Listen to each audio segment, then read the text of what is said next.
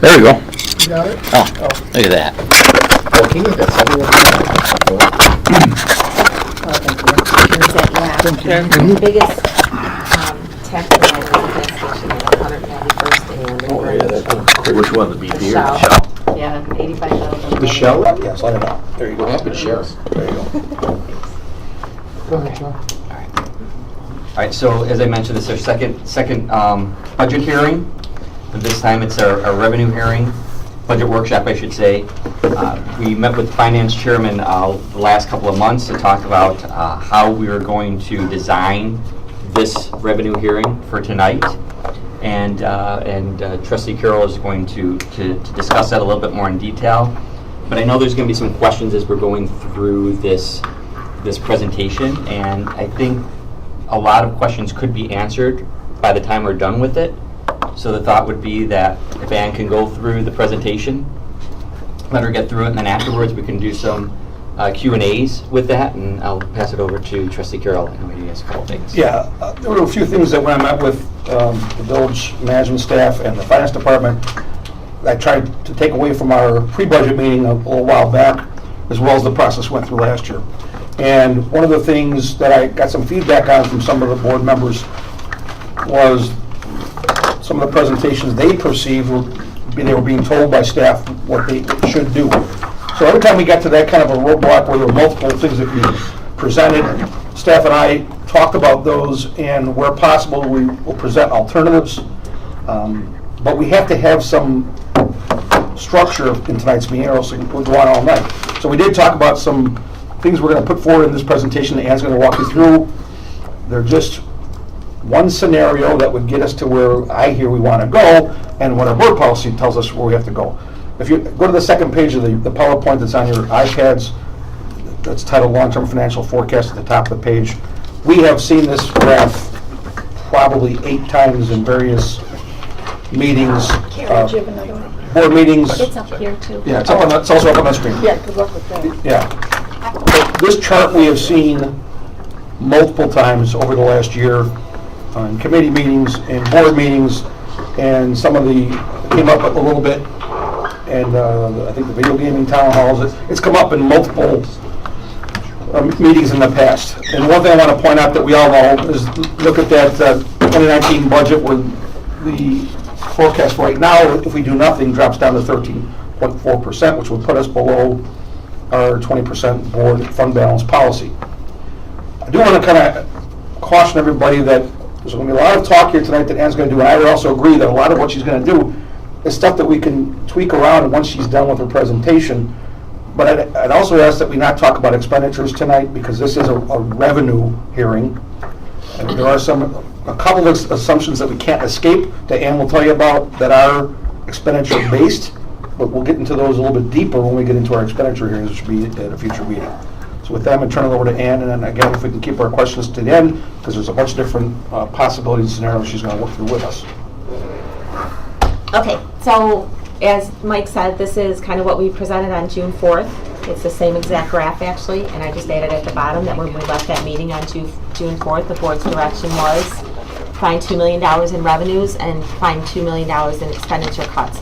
We're not on the expenditure side yet, because that's just not how we design our budget process. We estimate our revenues first, we get the board to bless those revenues, and then we go we come up with expenditures that are within or less than those revenues. So tonight is hopefully, with the majority of it will be about the revenue side. So like you said, that's what we presented on June 4th. Sarah's going to jump to the next screen, and this is our long-term financial forecast based upon our current estimates for revenue for 2019. So it includes our 2019 revenue estimates. It includes the video gaming revenue, because that's already actually been approved by the board. And it approves our ERI from the people that have already taken advantage of it, that have already notified us that they're going to retire. If we haven't received notification, we don't have that factored in. So this takes into account a very small percentage of the overall potential ERI participants, but there are some in there. This assumes about $2 million in capital, and not any major dollars for IT, because we don't have that information yet. The 2018 revenues are a little bit different than when we met on June 4th. We've gotten more months of sales tax. We refined some of our numbers for 2018, so that varies a little bit. So if the board just said today, okay, let's take what you estimated in revenues, you got the video gaming revenue in there, and we want to move forward with just these revenues, we would have to find about $1.5 million in additional expenditures to reduce the budget to be able to get to that 20% for 2019. So what we did, if you want to flip to the next one, so what we did is we came up with all our revenues, which is the pie chart up on the screen, and then that bar type chart over on the other side is the additional revenue sources that we've identified. So I'm just going to kind of go through the pie chart a little bit. It's what you guys have seen year after year, and usually we have a separate slide that talks about every single revenue source that we have. We didn't really do it that way this year. Obviously, sales tax are our biggest source of revenue. We came pretty close on our 2017 estimates. Our 2018 are a little bit off, but not that bad. We do the same things we do every year. We look at the Melaniphony report. We look at stores that we lost that have closed. We look at that they may be vacant for a while. We look at other trends and indices. We read the IML publications constantly. We took into account the Wayfair decision on what that's going to do to our sales tax versus our use tax. So we can use all of that data to kind of estimate our sales tax. So you can just kind of see by the chart, our sales tax is estimated at about $29.5 million. That's the 1% sales tax and the 0.75%. 1% is operating, 0.75% has been historically capital. Fees for services. Good. Fees for services is things like our water charges. We've got our solid waste fees are in there. We do insurance administrative fees. We've got other just miscellaneous fees for services that we do. That's all in that number. Fees by agreement, when there's a development and they pay the road exaction or the park fees, those are in those numbers. What else we got? So the other big ones, property taxes, we've got our property tax levy, plus there's tax increment listed in there, included in that $15 million, as well as road and bridge tax that we collect through the township. Talk about sales tax. Income tax is based upon the per capita estimates that IML gives us. Pretty much every municipality in the state of Illinois depends on those IML per capitas to come up with their taxes. Licenses, permits, and inspections. We went through these in great detail with development services this year. But Carrie's gone. We cut back a little bit on what the developments that were first estimated, because it seems like for the last 2 or 3 years, what we've estimated hasn't actually come in. So we've moved a few of those back. We've discounted what we have. I think we discounted it by like 40%, just to be kind of more on par to where we've been historically. So that's our existing revenues as they are today. Then we've got on the other side, and this is just information. We're not saying this is final. We're not saying it can't change a million times between now and December. But these are the revenues that we were given some direction on, looking at a food and beverage tax, looking at an amusement tax. We know we have the video gaming. We looked at our hotel tax by increasing that a percentage. So all of that on that side is the potential new revenue sources that we've come up with. So I'm just going to kind of go through each of them quickly on the following slides. So hotel tax, we just thought, you know what, we're going to get some more hotels. Let's raise it from 4 to 5%. That seems to be the average. Actually, that would be lower than the average when you look at all these other towns that surround us or are up north or out west, whatever.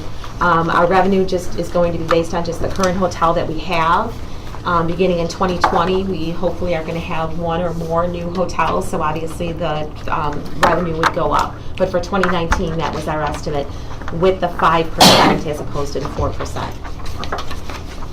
Video gaming, 20 establishments, which is 30% of our liquor license holders, Class A, $1,000 per terminal annual license, an initial license fee of $1,500. This is all per the ordinance.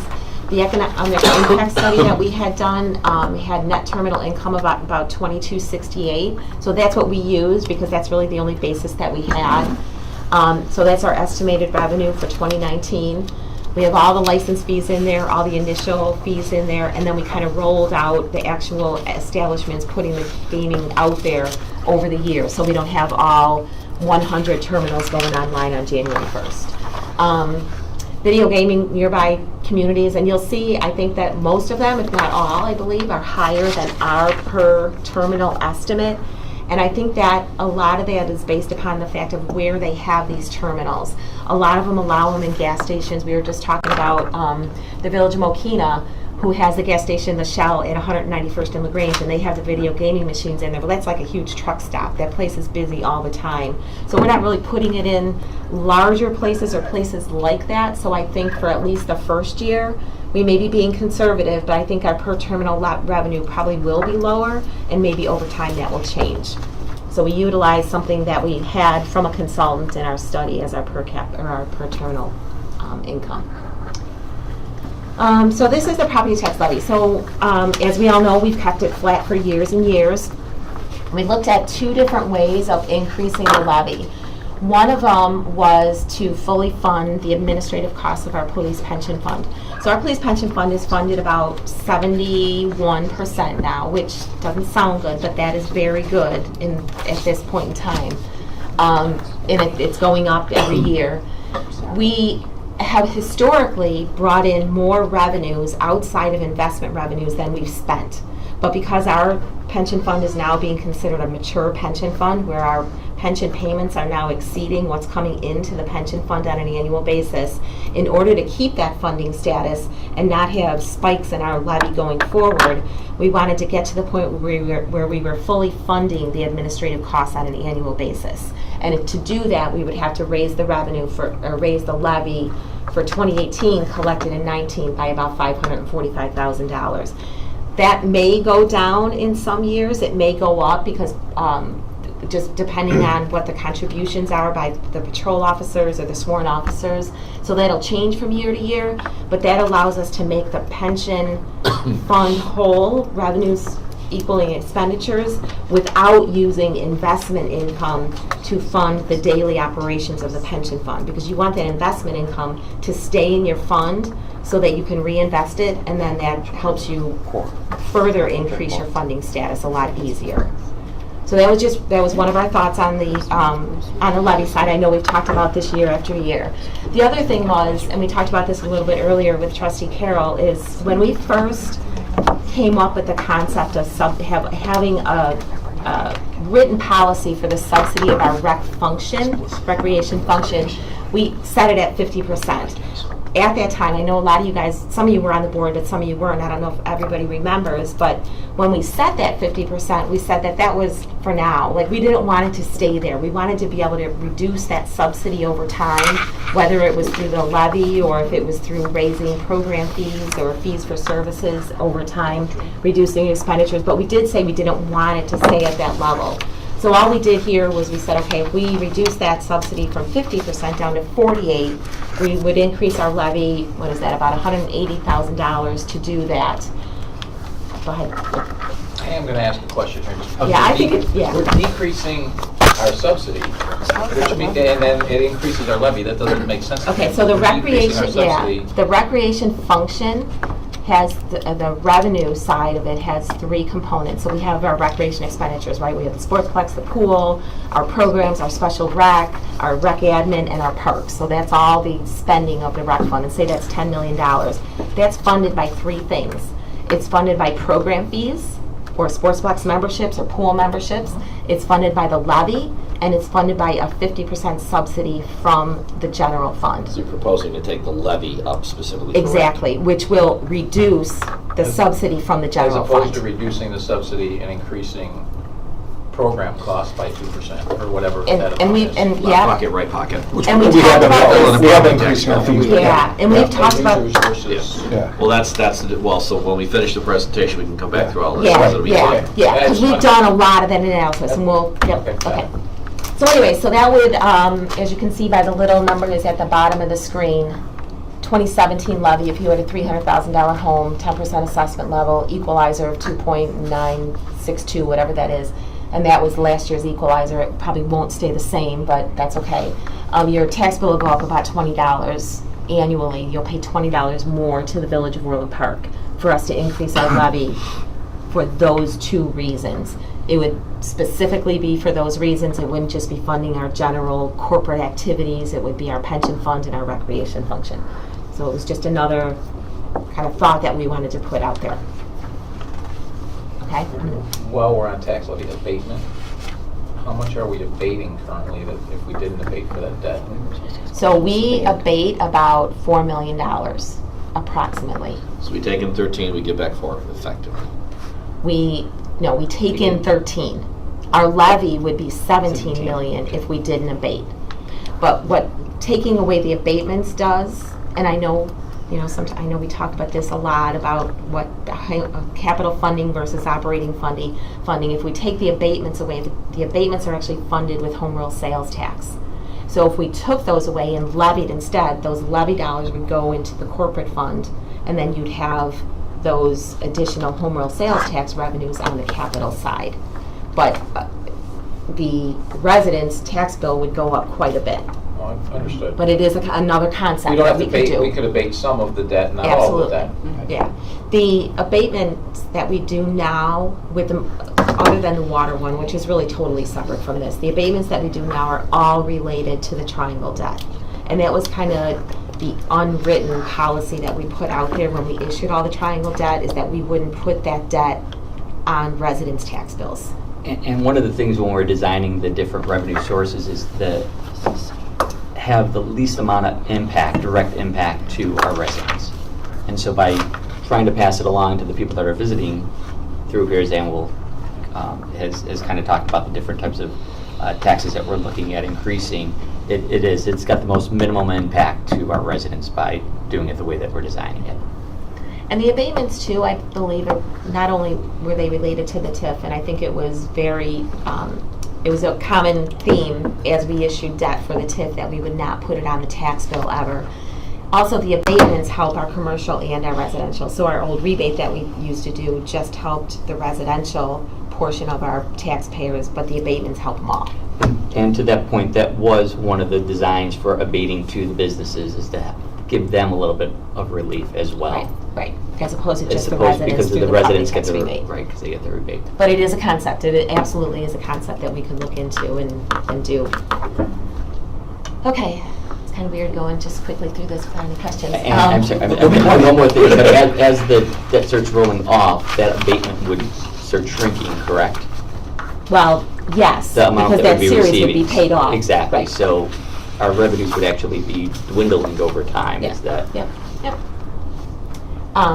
So, food and beverage tax. So we looked at this a lot. We spent a lot of time on this, myself, Sarah, and Michelle, our financial analyst. We talked to a lot of different municipalities. We talked to them about why they enacted it, how they enacted it, what types of establishments they charge, whether or not, what they use it for. We talked to a lot of conversations about it. So what we came up with is that we are going to do a 1.5% tax. We would have approximately, like I said, this is just, nothing's official. For the presentation. It's Just for for the presentation. This is a hypothetical. Yeah. All right. Yes. I don't want Exactly. to be accused. So 1.5% tax. We have approximately 180 establishments that we are calculating it based upon. And the way we calculated it was we took those 180 establishments, we determined what sales tax revenue we generated from them in 2017, because we don't have 18 information available, and then we applied the 1.5% tax to that. So our estimate is about $3.3 million, and our thought on that was that it would fund capital and technology going forward. So we're not just assessing this tax to pay for our general operations, to pay for salaries and things like that.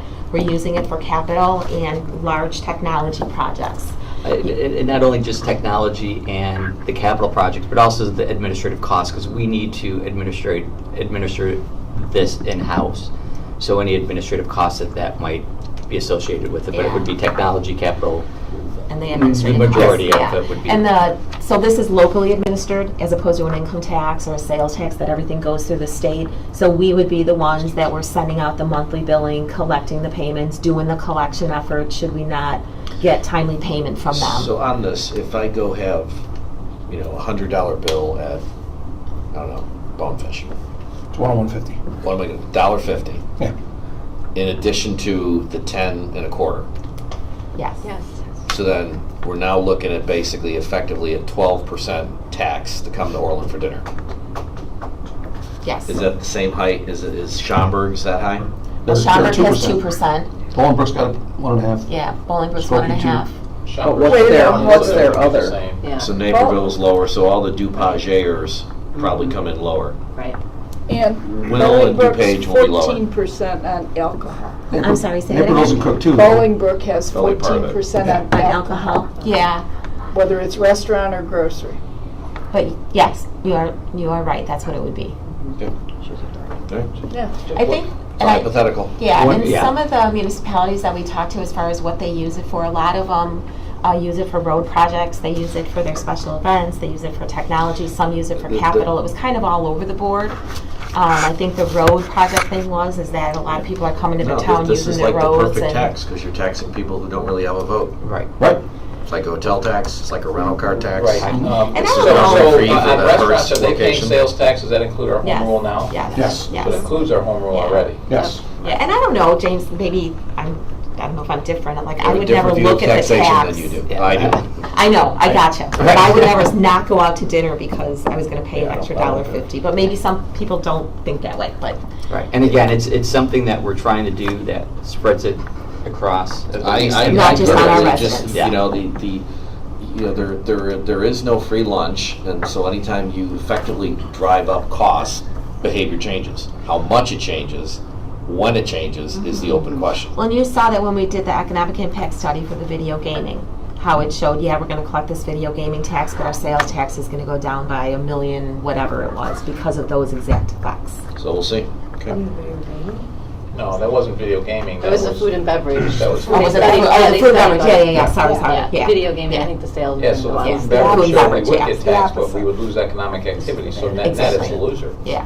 is what the study that we had It could showed. be. Is It that could not be, correct? but every town that we talked to did not experience that. I mean, we asked, like I But the said, study that we had done Yes. showed that as a As a net potential- economic loser. Yes. Classic economic model. Okay. well, yeah. So, Okay. excuse me, even though we're supposed to ask any questions, everybody I know, else. it's So okay. We're Pat adding to and I the have we're questions adding to the too. simulation. So none of these towns are around us, so if we added this tax onto this, the people that currently could come to Orland to eat could easily go to our surrounding communities, just cross the road. Yeah, and I Because think they don't we- have a food, wait a minute, Yep. because they don't have a food and beverage tax. Of these municipalities that are listed here, what is their current tax rate below the 2%? Schaumburg will be just like us, because it's Crook County. Yeah, Right, Yeah. so. Part of Naperville's Cook, parts will, parts DuPage. right. Bolingbrook's will. Skokie is When we mostly. were looking at Skokie's these, Cook. Kathy. I know, but I'm still not getting my Skokie Cook. answers. Okay. And Pat's Lombard, got some DuPage. information too, Right. because are we pricing the people out, well, why should I eat in Orland when I can go to Tinley and it's cheaper? And I think, Because what's Tinley's tax in Cook County? Same as ours. same as ours. So they have home rule too, and they get 0.75%? Yeah, do we have that graph, don't we? Yeah, I don't know, With all the what's their PDFs? home rule sales tax? That listing It's is separate recorded, rates and isn't it? everything, didn't Like it? I don't ours? think it has. I think it is. No, But okay. Bolingbrook is Tinley's 8.5%. Yes, Yeah. yes. So what about, and let's say Homer Glen, the Paylesses? So Tinley has the same 1.5%. We're contemplating on this slide, Kathy. So Yeah. they couldn't go there and save money unless they went to the Will Tinley County. has a 1.5% food No, tax. Bolingbrook has 8.5 as their current sales tax rate, and then they would have another 1.5%. Oh, does Tinley have food and No, beverage tax? Tinley Tinley does doesn't not have, that, okay. yeah, and that's why they're not on here, Kathy, because the majority of them don't have it, and I think they don't have it because their options for assessing the tax is so small. They don't have a lot of restaurants, There's a right? lot of that, right. And we were looking at, when we were looking at this, we were looking at, once again, what would have the least impact of our residents, that we would be able to get a So substantial what amount of impact is it dollars. gonna have on the Tinley restaurant has the owner amusement tax. if now you're throwing another 1.5 on his current 10.5, and somebody could go across the street and pay much less? But they don't have the same restaurants. You're not, but you're avoiding my question. You are right, you are absolutely right. They could go They- across the street to a restaurant We that don't doesn't know have the the net tax. impact. There's no way to know. Right. And No way to and know. while we're on this, you said we have to administer it ourselves. What are those administration costs? Well, we would have to have some type of software that we could utilize to You're track gonna have it to go all. collect the keys as far as your expanded duties. Yeah, that's not And fun. Trustee Benton, in order to answer your question. Working it out, bud. I want to encourage the board to do the same thing as in gaming. That's exactly, this is exactly why we asked the questions be held, because it's going up 15 directions again. So, I was gonna say the administrative costs would probably be equal to what they were when we did the rebate. And what was Yeah. that, like 80 grand at the Yeah. most? Okay, we get it. And that right? can't be done by time This is a fine technology. simulation, Anne Marie. Outsource Well, it would be done in our, hopefully, well, if we did it, we would do it in our enterprise system because it's financial related. But then that's another body that we have to pay to do it. Maybe half a body. or maybe we could absorb it. We would have to look into that. Trustee Benton, but at the end of the day, we're looking at the revenues that we're going to. But at the end of the day, I have to look at, nobody around us has taxes like we have. Do we know But they there are a don't? number, I'm They sorry, have different I'm sorry, ones, there are different taxes though that other Yeah, communities have that we hold don't on. We're gonna have. pull up a graph that hopefully will help with this a little bit. It's gonna take us a second. Excuse me very I don't much. know everybody else is charging. These are what the other communities have. Like Tinley Park, they have amusement and hotel tax, but they do not have the food and Yeah, beverage. so out of What's two, their hotel tax? 6. It was on the last screen. You said it was 6. Yeah. So we're raising ours to equal theirs, so. No, we're going to We're five. going to 5. We're not doing anything yet. But we only have a Till slide it's for six. what difference is. so they don't have a food and beverage because they don't have a lot of restaurants like we do, and they also have other revenue sources that are getting them the $4 million that we're looking at. Do you know what I mean? It's Their amusement they've got other tax. Can you scroll down opportunities. and show what Tim Yes, but they have, Roger Clarence. Yeah, I don't think it doesn't have. So for example, We're Trustee we're running Benton, our own businesses. right, but here's the thing, for example, See what I have. we don't have an amusement tax. We don't Tinley Park does have have an it, amusement but- tax for it. Well, it did no, we have. Gizmos will. We got a number. Busters with 4. But they have, right, but they have So, Mike, places, what but they do have an phrase do you amusement prefer? tax. Herding And cats so or they're able to goat get, rodeo? they're, all right, one at a time here. So they do have an amusement tax, which would be able to grasp that money that we're trying to They have look the for. theater. They have the theater. Mind us from Oh, that. the ones, Yeah, yeah, I see. okay. Okay, here we go. Yeah. Which, But now, that's the majority So we of the can't give you amusement rates, tax but we comes can from give you the sales. Yeah, dollars. that's fine. that makes sense. So I- Tinley Park has, They get, so most of theirs comes from hotel because they have 950 rooms and we have 100. right. Right. So most of theirs comes from hotel. They do have an amusement tax, which makes sense. They've got the World got- Music right. Theater. So also then I will radio tell you, gaming. I will tell you that Mokina has an amusement tax, and that number there is going to go way up based on Yeah, their go down a little bit. their The go-karts. bumper thing, Indoor, the car, yeah. the racing thing. Yeah, the Yeah. racing thing's the number one store out of 12 in their chain, and they're getting pretty large checks now. But you can, I mean, Tinley, they get what we're looking Sir, can you for, they highlight just the get it roads from a that- different that- source. Tinley Park also Road. double taxes. Thanks. Their, I mean, the taxes, that's good, that's residents, good, the property taxes is double Orland Park. Yeah. No, Yes, they are. A $300,000 home pays $1,000 to the village of Tinley Park. A $3,000 home here pays less than $500.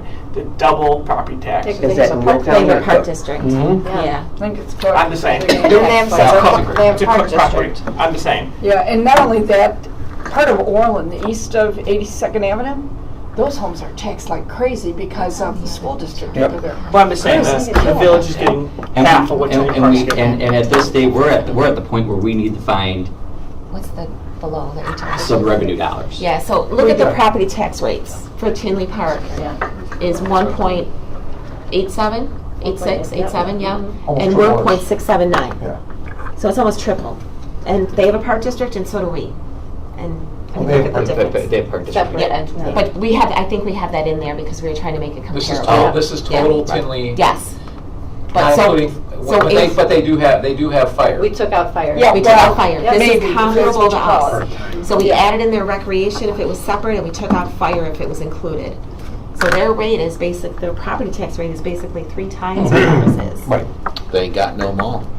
Right, but there's a bunch of presumptions for this, like as James said, hypotheticals. So if we can get through them, then we can go one by one once we're Well, done. who do we hurt? I know. We gotta do something. All All right. right, hotel, we're there. Are we done with food and beverage? Yep. Okay. Amusement tax, we looked at, it's very broad. You can apply an amusement tax of just about anything that you want. We found some towns that applied it to everything, and we found others that kept it really simple and just applied it to what was obvious. So all we did for this scenario was we applied it to our movie theater. So it's not a lot of money, it's only the theater. It doesn't mean that's all we would apply it to if the board chose to enact it, but that's what we calculated it on. Surrounding municipalities, as well as municipalities up north, whatever, those are the tax rates they have, and that's the revenue that they generate off of it. So ours would be very small if we chose to only do it with the movie theater going forward.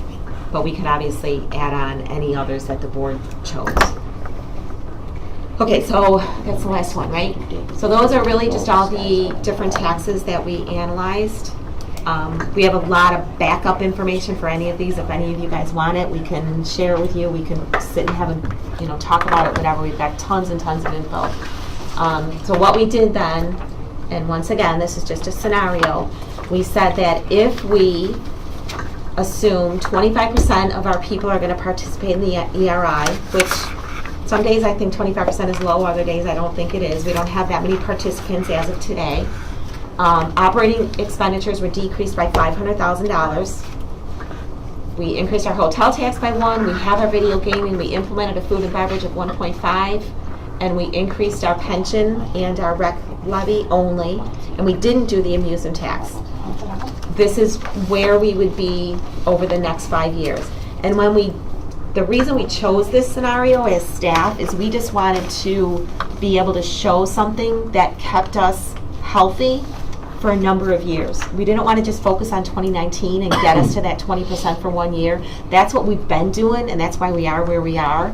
We've just been focusing on that current budget year. Let's get us there, and we didn't look into the future. So we just came up with this based upon, 5 years from now we're still going to be healthy. Doesn't mean we have to stick with it. We have like this graph in like 30 different scenarios if you guys want to look at it. But enacting those taxes this is where it would get us. Yep.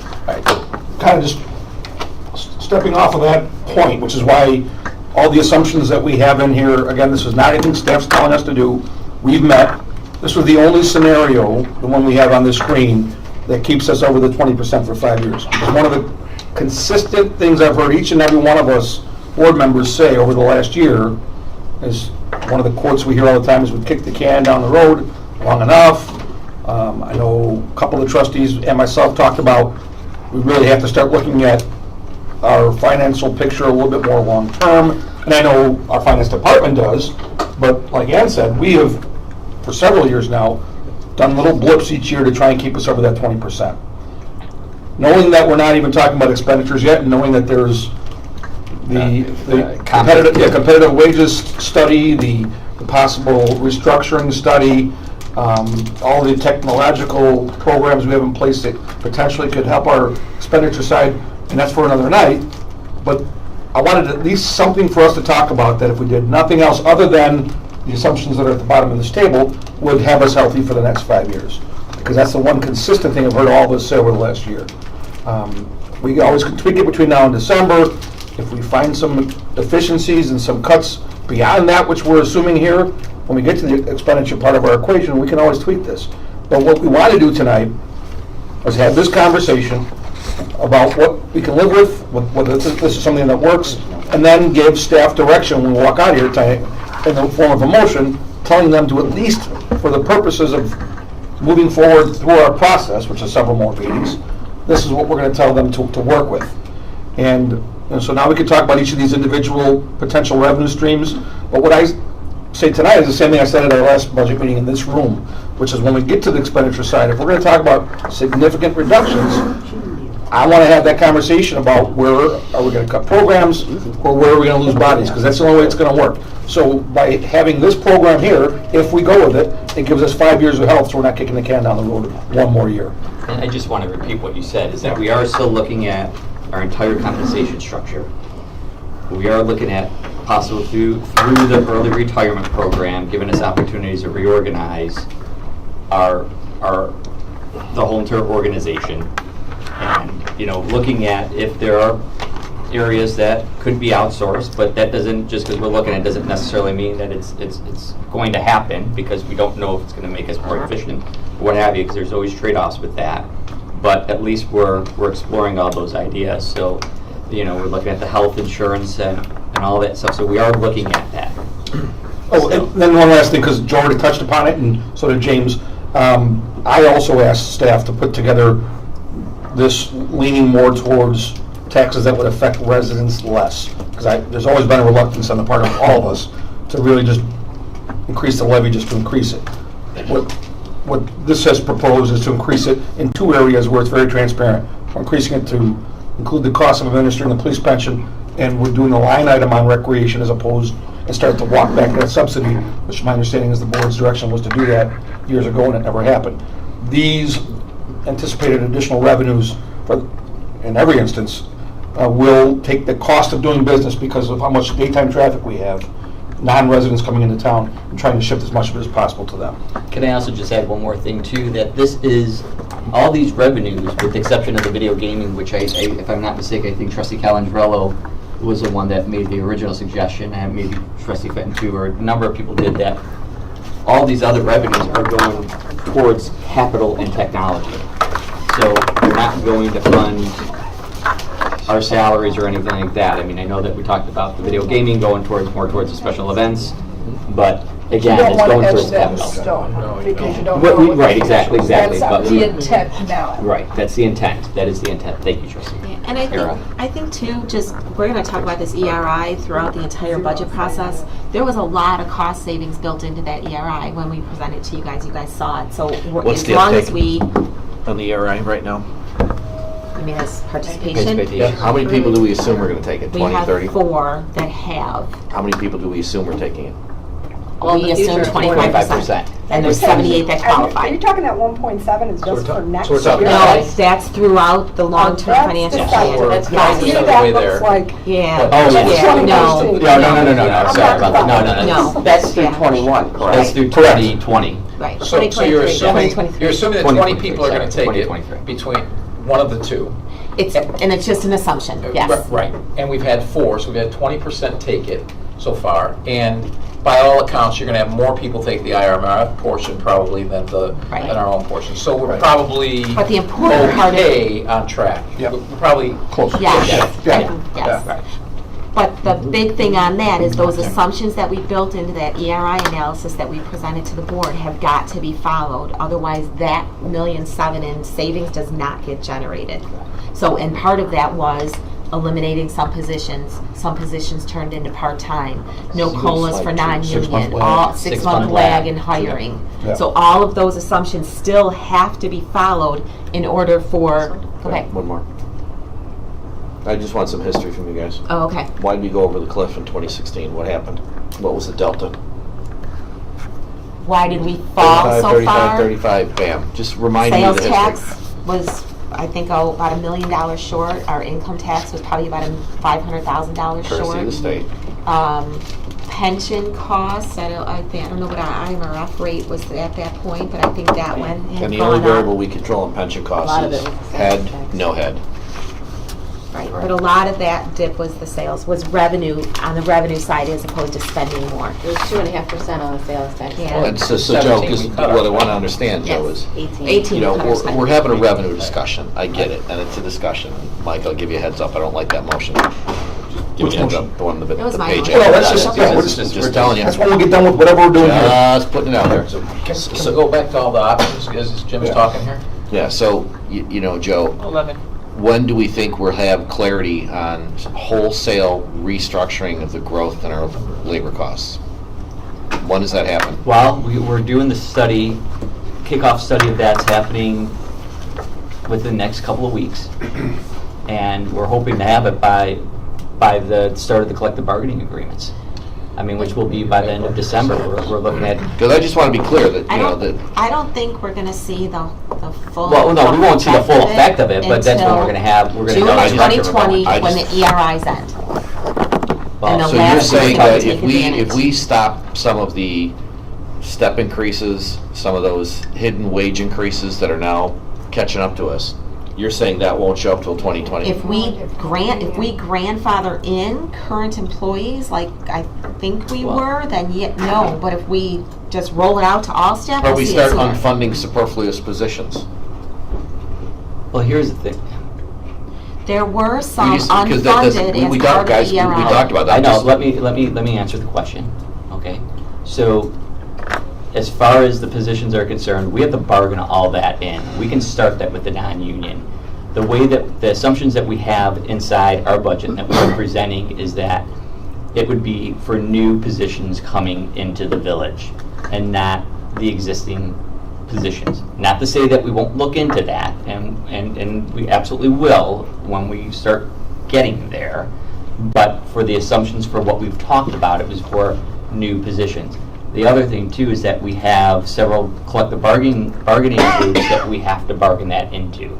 I think that we will get close. If not, I mean, the goal is to get where we want to be, where we're shortening that gap between steps and eliminating that cost of living until you get to the final step, or eliminating steps altogether. So like, rewind to when we went off the cliff with the sales tax in the Great Recession. Okay. My version of that history is we did the math, we went to all the bargaining units, and we said, basically, the same number of people can make less till we all get through this, or fewer people make the same. What do y'all want to do?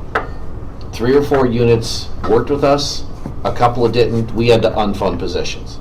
Yes. So I guess I'm just kind of bringing back up the history to make sure we're all okay, that in the absence of tug on this lever, tug on that lever, do this, do that, we really do have the discipline and will to say, no, unfund positions. Because, Joe, I mean, where I'm going is, we might not get to math that we can all compromise on. I got that piece. But at the end of the day, if your only real variable is reduce headcount, you might have to get there.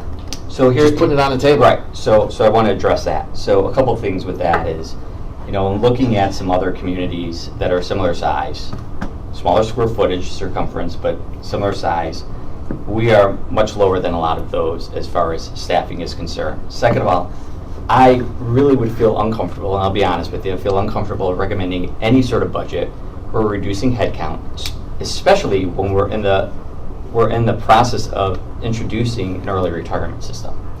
Now, is there encouragement? Is there people that may take it if those positions, after we do the reorganization and everything, and we get those studies done, which are going to be done within the next several months, that maybe they will no longer be needed because of how we're going to reorganize it, possibly. But we've got really good, hardworking individuals here that, in my opinion, with all due respect, before we start introducing concerts and special events and everything, that we try and ensure that our staff are secured with their jobs. Because I will tell you, that's the biggest rumor that's going around here. And the morale in this place is in the toilet. I got back from an HBO 3-day seminar. It was very good. We got a lot of positive feedback. With the exception of every single comment was, am I going to have a job? Am I going to have a job? And we're running the risk of running 95% of us who've survived the private sector, who've been answering that question every Frenching day since, in my case, the age of 16, welcome to the party. Joe, your alternative is brilliant, other than a hell of a lot of people are pissed off about the cost of government. So I'm just putting it on the table. You may be pushed by this board into a corner to say, reduce headcount. And if we need to, then we will. The entirety of your argument was, let's go get some more money from the people. No. That's not true, Joe.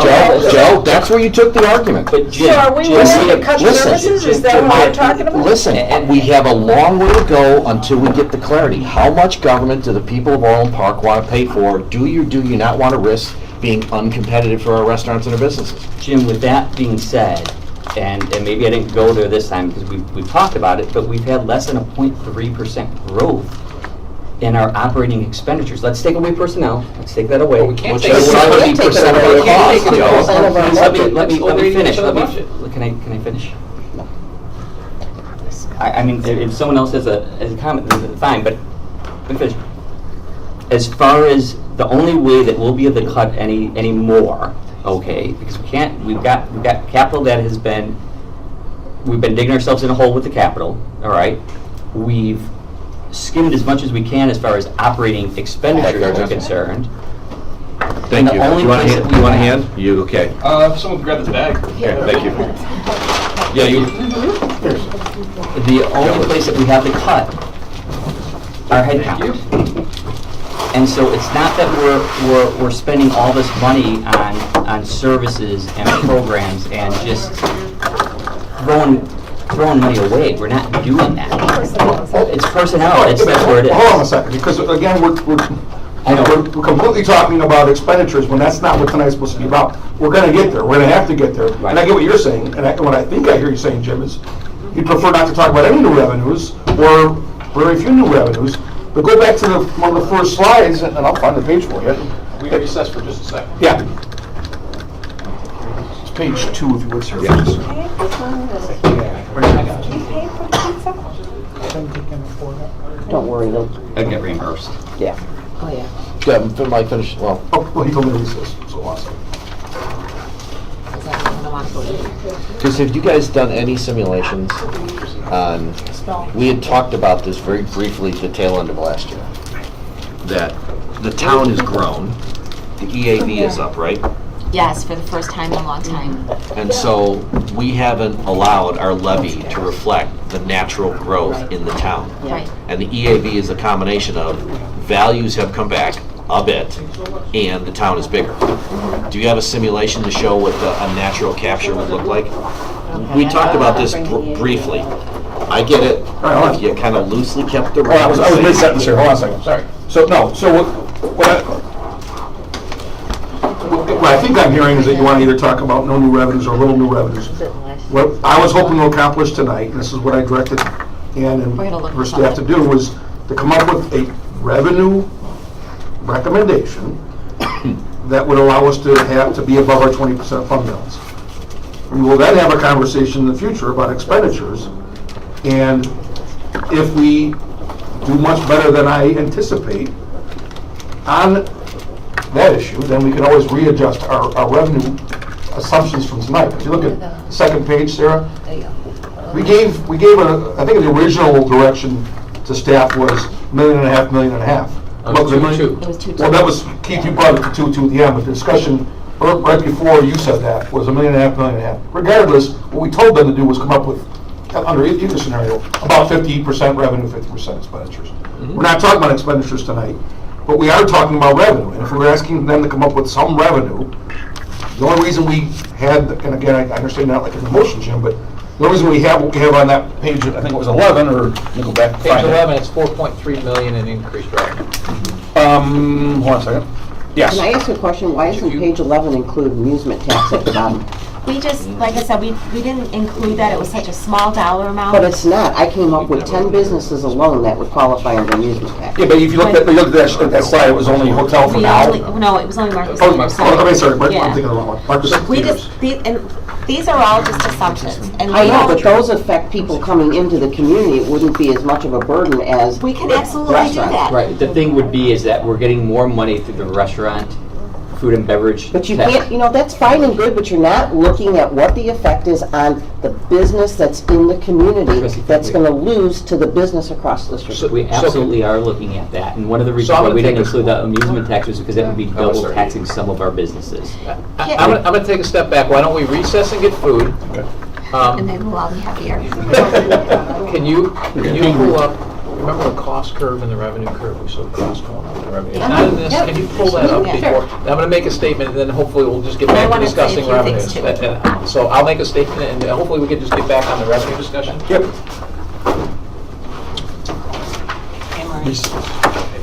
We're taking a short recess to eat. Yeah, salad as well. You could pause in case. That's just. Recess? Yeah, what page are you on? Page 11. Real quick. Are we okay with Casey pause the recording, provided that we don't discuss any business? Yes? Right.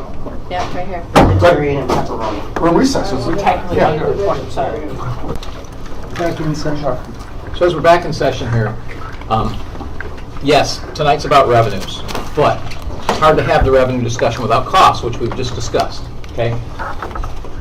Joe, your point of operating revenues being flat, recurring operating expenditures, though, are going up like this. So it is all about the people. I mean, that's just reality, okay? And what I said. that curve has to get flattened.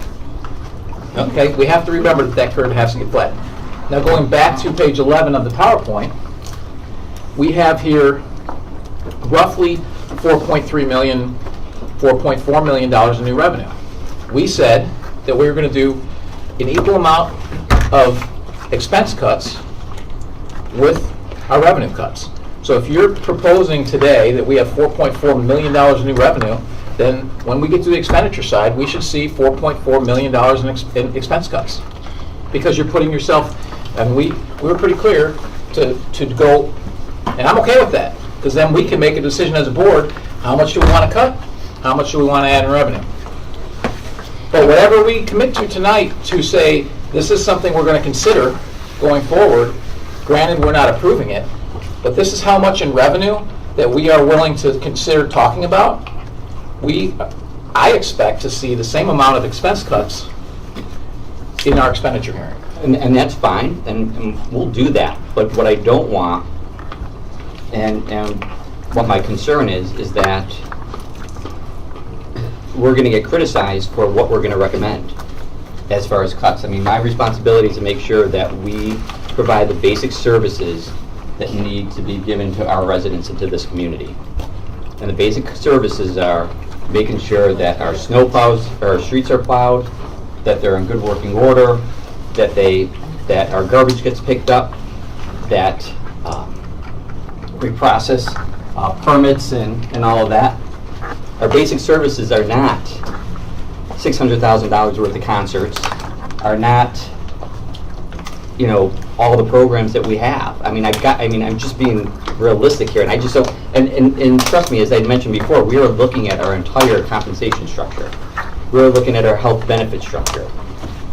We're looking at the organization. We're looking at what, if anything, can be outsourced. Maybe not. Maybe we're not charging enough for our programs. I will tell you that as far as the programs are concerned, we do an analysis every year with our programs and look at what we charge and what other communities charge. Our revenues this year are a little bit down from the pool, not because so much of the weather, it's because we increased the fees for non-residents to get in. So we don't have as many non-residents coming to our pools because the fees went up.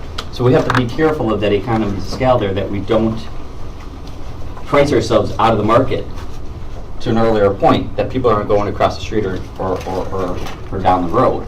But that's non-residents. That's not my concern. But our non-residents help pay our bills. That's the thing. But to your point, Trustee Cotton, you're absolutely right. I mean, our concern is, you're right, is to provide the services to the residents, and you're absolutely right with that. But our non-residents help us pay some of those bills to provide those services. So, Can I ask a question? Sure. Just one question. Page 2, special event fees, Taste of Orland Park. Why are we projecting they'll be down by $64,000 next year? She's in that spreadsheet PDF. Oh, you're in the, Yeah, I think this Because we is- don't have the donation in there, because it wasn't final for next year, the one from Payless Hospital, Right. the $75,000. We didn't know We're about working. that. I Or think you're 19. saying, We got it this year. yes, we got it this year, but Right. for Right. next year. Right. For next year, we don't know if we're gonna get it. Is that what you're looking at? Well, I mean, we don't know if we're gonna get any of these for sure. I mean, but we kind of, But for that donation, we were waiting to hear back from them Yeah, before we added it that's to what that 19. is. Mhm. so, and We got a just- couple other. yeah, and just, I mean, I would expect that to be going up, not down by 65,000. So, and these revenue, they're not, this isn't a proposal, like, we're not proposing that we do this. This is just, we were asked to come up with revenues. We were given the options, look at video gaming, look at food and beverage, look at an amusement tax. So we just analyzed it. It's not my proposal. The only proposal that Sarah and I have is to keep us financially healthy, to keep us within our policies. How the board directs us to do that is obviously totally up to the board. on the spending, on the revenue equaling spending, that, great point. I mean, that's that was the direction you gave us when we walked out the door on June 4th. So if we're gonna recommend $4 million in revenue, then we're gonna expect to see, these are the cost options of that, so that we can make those trade-offs. Yeah, just one thing, just let me just finish, please. So the food and beverage, or whatever we want to call it, is not funding our operations. We are taking that and we are funding our capital with And it, technology. which is another big piece of what we spend that we don't have enough revenue sources for. What time horizon do these numbers cover? Is that an annual?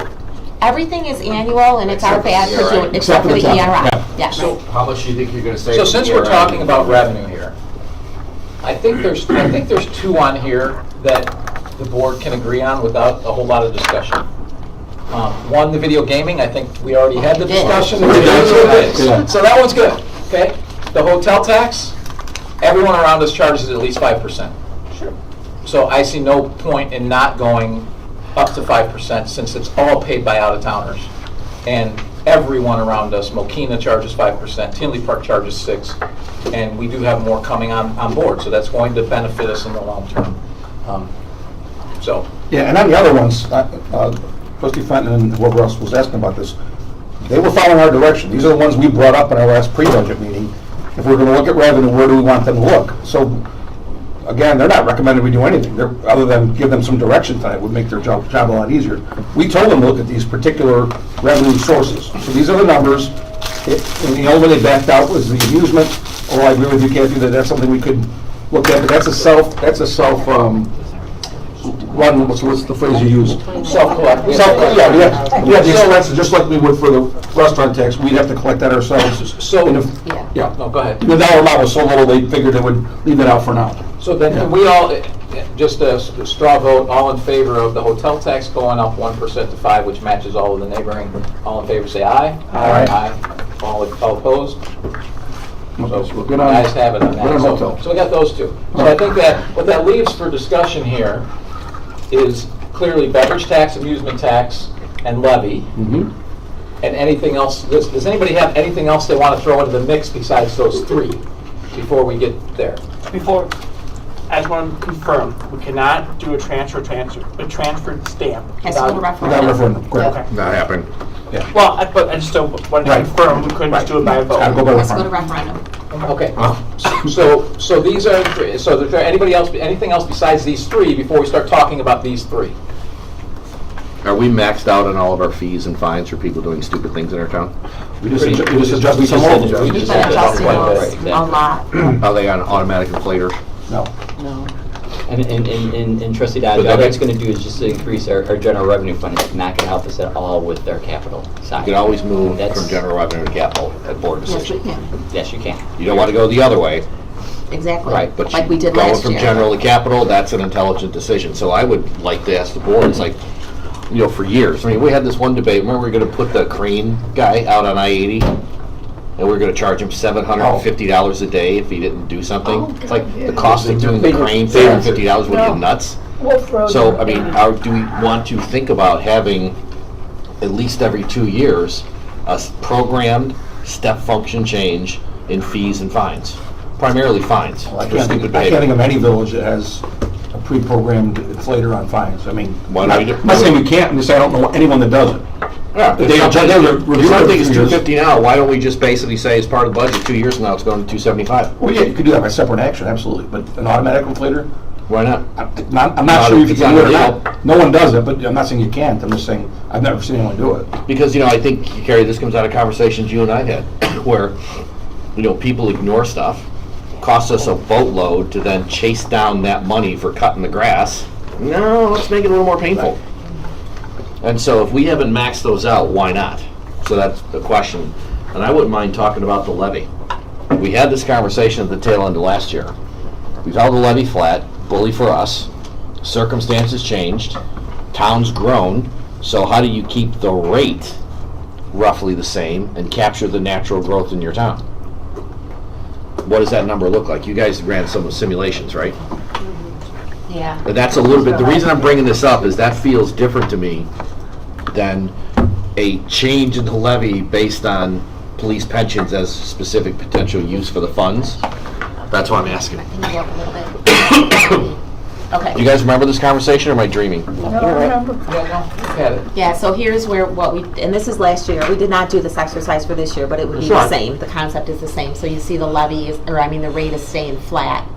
And if you go down, Sarah, that's what we would have been able to generate in property tax dollars by using the EAV growth, which is what you were referring to, as opposed to our rate kind of going up and down like So it what was has. our EAV growth from this year from last year? What was the EAV growth? Roughly. Look at Roughly. there, right there. So it grew from, what is that, 20 20.3 to 23. billion? And we did not capture that. No. So we had a, And so my argument is, when we do this package, massive, aggressive, really deep cuts, percent increase. tiny little increments in revenue. Relax, here, I'm trying to get you to fall out of your chair. No, that's okay, I'm fine, I mean. I'm trying to get you to fall out of the chair. It's just.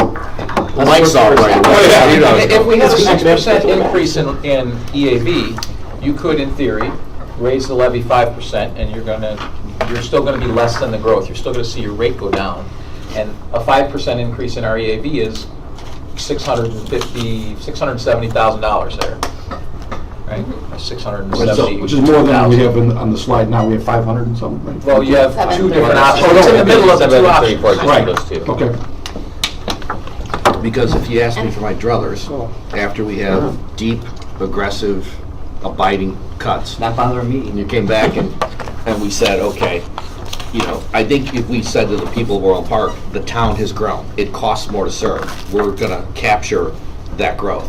More businesses, more household, people share the same load.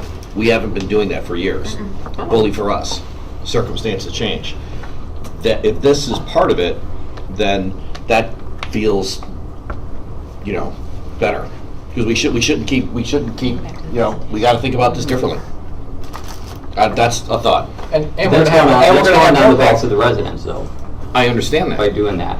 but we can't Well, keep ratcheting down, so every time a new house or new business gets built, we're handing them a bargain. But yeah, so it is going to the residents, but it's also going to the businesses. And so when you see the business growth, which we know is coming and will be here, say 2020, right? And if you're continuing, if your EAV is going up this much and you're bringing your levy up less than that percentage, your rate should go down, and what you're paying to Orland Park should go down. Granted, there's a whole lot of other factors that go into it. There's the equalizer, there's where we are in Well, Cook and County. that's why you can never. But at the end of the never day, get it perfect. at the end of the day, 80+% of the taxes our taxing bodies are here. So they're not all that impacted by it. The rest of it, what really killed people this year, the reason why it went up so much was because Spring Patch decided to put additional exemptions, both homeowner and senior, and so we went from, 46 people or something that were out on the tax rolls to like 150 or 160, I believe. I don't know the exact numbers, but I've seen it. It's pretty significant. It's a lot of lost EAV that basically people are paying nothing now, and that got shifted to everyone. That's why it went up, not because of what we've done. Well, right, it's, no, I understand that. And I don't but- know if we're gonna be issuing any new debt over the next 2-3 years, but as our levy shifts from a debt service levy to an operating levy, your loss and cost that gets added is 3% instead of 5%. So your extended levy is less, which means that tax bills are going to be less. Right. So- So if we do what Jim just suggested, which we've talked about before, which is grow the levy less than our EAV growth, you can still get into the numbers that you're talking about, and we can still see an overall tax rate that's going down. Do you see what the argument, Mike? I see what you're saying, but my thought is that what we have on the slide here is a lot easier to explain to John Q. Public than what you're saying. We're trying to tell. But I think we're getting to around the same idea that you have to capture the growth. But you could say, police pension costs have been going up. We haven't captured those, and we've been over subsidizing our rec department. Or like he said, we want the smaller one. It's the kind of in between. But it's a lot easier to explain that than explain what you're talking about, which is rate versus EAV. And the average resident of Orland Park has no idea what any of that means, despite all the efforts we've made to try and explain it to them. And Dan Petlak and other people that come in and give speeches, they don't get it. So ultimately, Mike, I don't know if I fully agree. It's going to come down to the number. Well, Because I think there's no two ways internally around you could this. calculate it the way you're saying, But then what that increase would be publicly dedicated to something specific. Right. That may be a way to do it. You know, I'm not enamored with the 1.5 food beverage tax. We'll call it restaurant tax for the sake of So, conversation. so It's we're- really not okay, like a- let's not discuss the big levy deal. and try and come up with an agreement. We're already in the middle of that. Jump into the next. Yeah. And it's in place already. It's not that we're hiding it, but it's in place. It's somebody's going to get maybe a $20 more tax bill. Their tax bill is going to be probably more than that because of all the other taxing bodies. But we're still going to probably be 7% of their total But tax if bill. you bring it down to, say, 600,000, and it's 5% increase when they've seen a 6% EAV increase, in theory, absent all the outside factors, their tax bill should actually, from Orland Park, should actually go down just a touch, not a lot. Not if their own EAV grows, it doesn't, because then Well, they're paying more. if their own EAV goes up 20% where the rest of the town went up 10, Right. granted. The- But the- you right. see my For point. years, we've said the levy is flat. Individual. I'm looking We're at- asking for 13.5, we got 13.5. Right. That has effectively amounted to a rate. We know that. And if we come out with essentially the same rate we've had, but against a bigger EAV, our revenue goes up. That's what I mean by capturing the growth in the town. I know exactly what you mean. I don't know that the average citizen's gonna get what you're saying. What's that number, Mark? Well, we can figure out how to explain it, but What's the number? What's So, the number? If you did what I said, so if you could magically know Which I what the can't, county and the but- state's gonna do, if we said, we want you to keep the effective tax rate back to the what our actual same, EAV is. but now apply it against a bigger number, what's the revenue flow? If you can estimate the rate only, So- you cannot keep the. We understand it, we're not holding you to Okay. precision. Okay, so, hold on, give me a second and I'll put it in the calculator. So the EAV is in hundreds. So the EAV is 23,204, I'm just gonna round, and the tax rate is current tax rate is .679. No, it's 5.9. Well, no, that's the new 16 one. if you wanted to use 16 is 16. .679. That, if you did that, you're talking about raising the levy to 15.7. That's what I'm saying, if you go to that, If we uncorked the levy, kept the rate the same, we've talked about this previously. If Well, you we put them- uncork the levy to estimate the rate at the same rate as the prior year, we would generate much more than the $700,000 that we're Right. talking about. Absolutely. Which is something that we brought up in the last budget. The hearing. last What'd you say, 3 or keep 4 budget 15.7? years. 15.7 if we brought it. And we may choose not to go- 15.79, but we could go to You don't this. have it all. We may not go all the way to break. Down there that you- No, but I think we might all be saying the same thing, because the option 3, which is to cover the police pension administrative costs and decrease the rec subsidy, that only brings it to 14.1, Yes, I don't have to- significantly less than the growth. So, can you go back to that 23,204? So, Mike, let me make sure I understand what you just said. Yeah. You can plot, you can copy What James was over. talking about. Yes. Would actually be more money for the village. More than what we were. Right, so Correct. instead of $20, it'd be actually more per Correct. resident. Yes. So Mhm. it'd be okay. Grasping the rate. I No, got no, you, I I got your get it, argument, but I understand your let's- argument, I'm saying, So what the rate close would is go, cheaper? and per what you're resident. talking about, the rate would go roughly to 0.6, like 0.61 or 0.62. If we raised it to this, we'd still keep the rate down, well down below what it was in Right. 2017. Right. We are also the same So thing. part of the objective here, I think. so Anne Marie, stylistically, as a simulation exercise, the goal is not to extract another $20 from an Orland Park resident.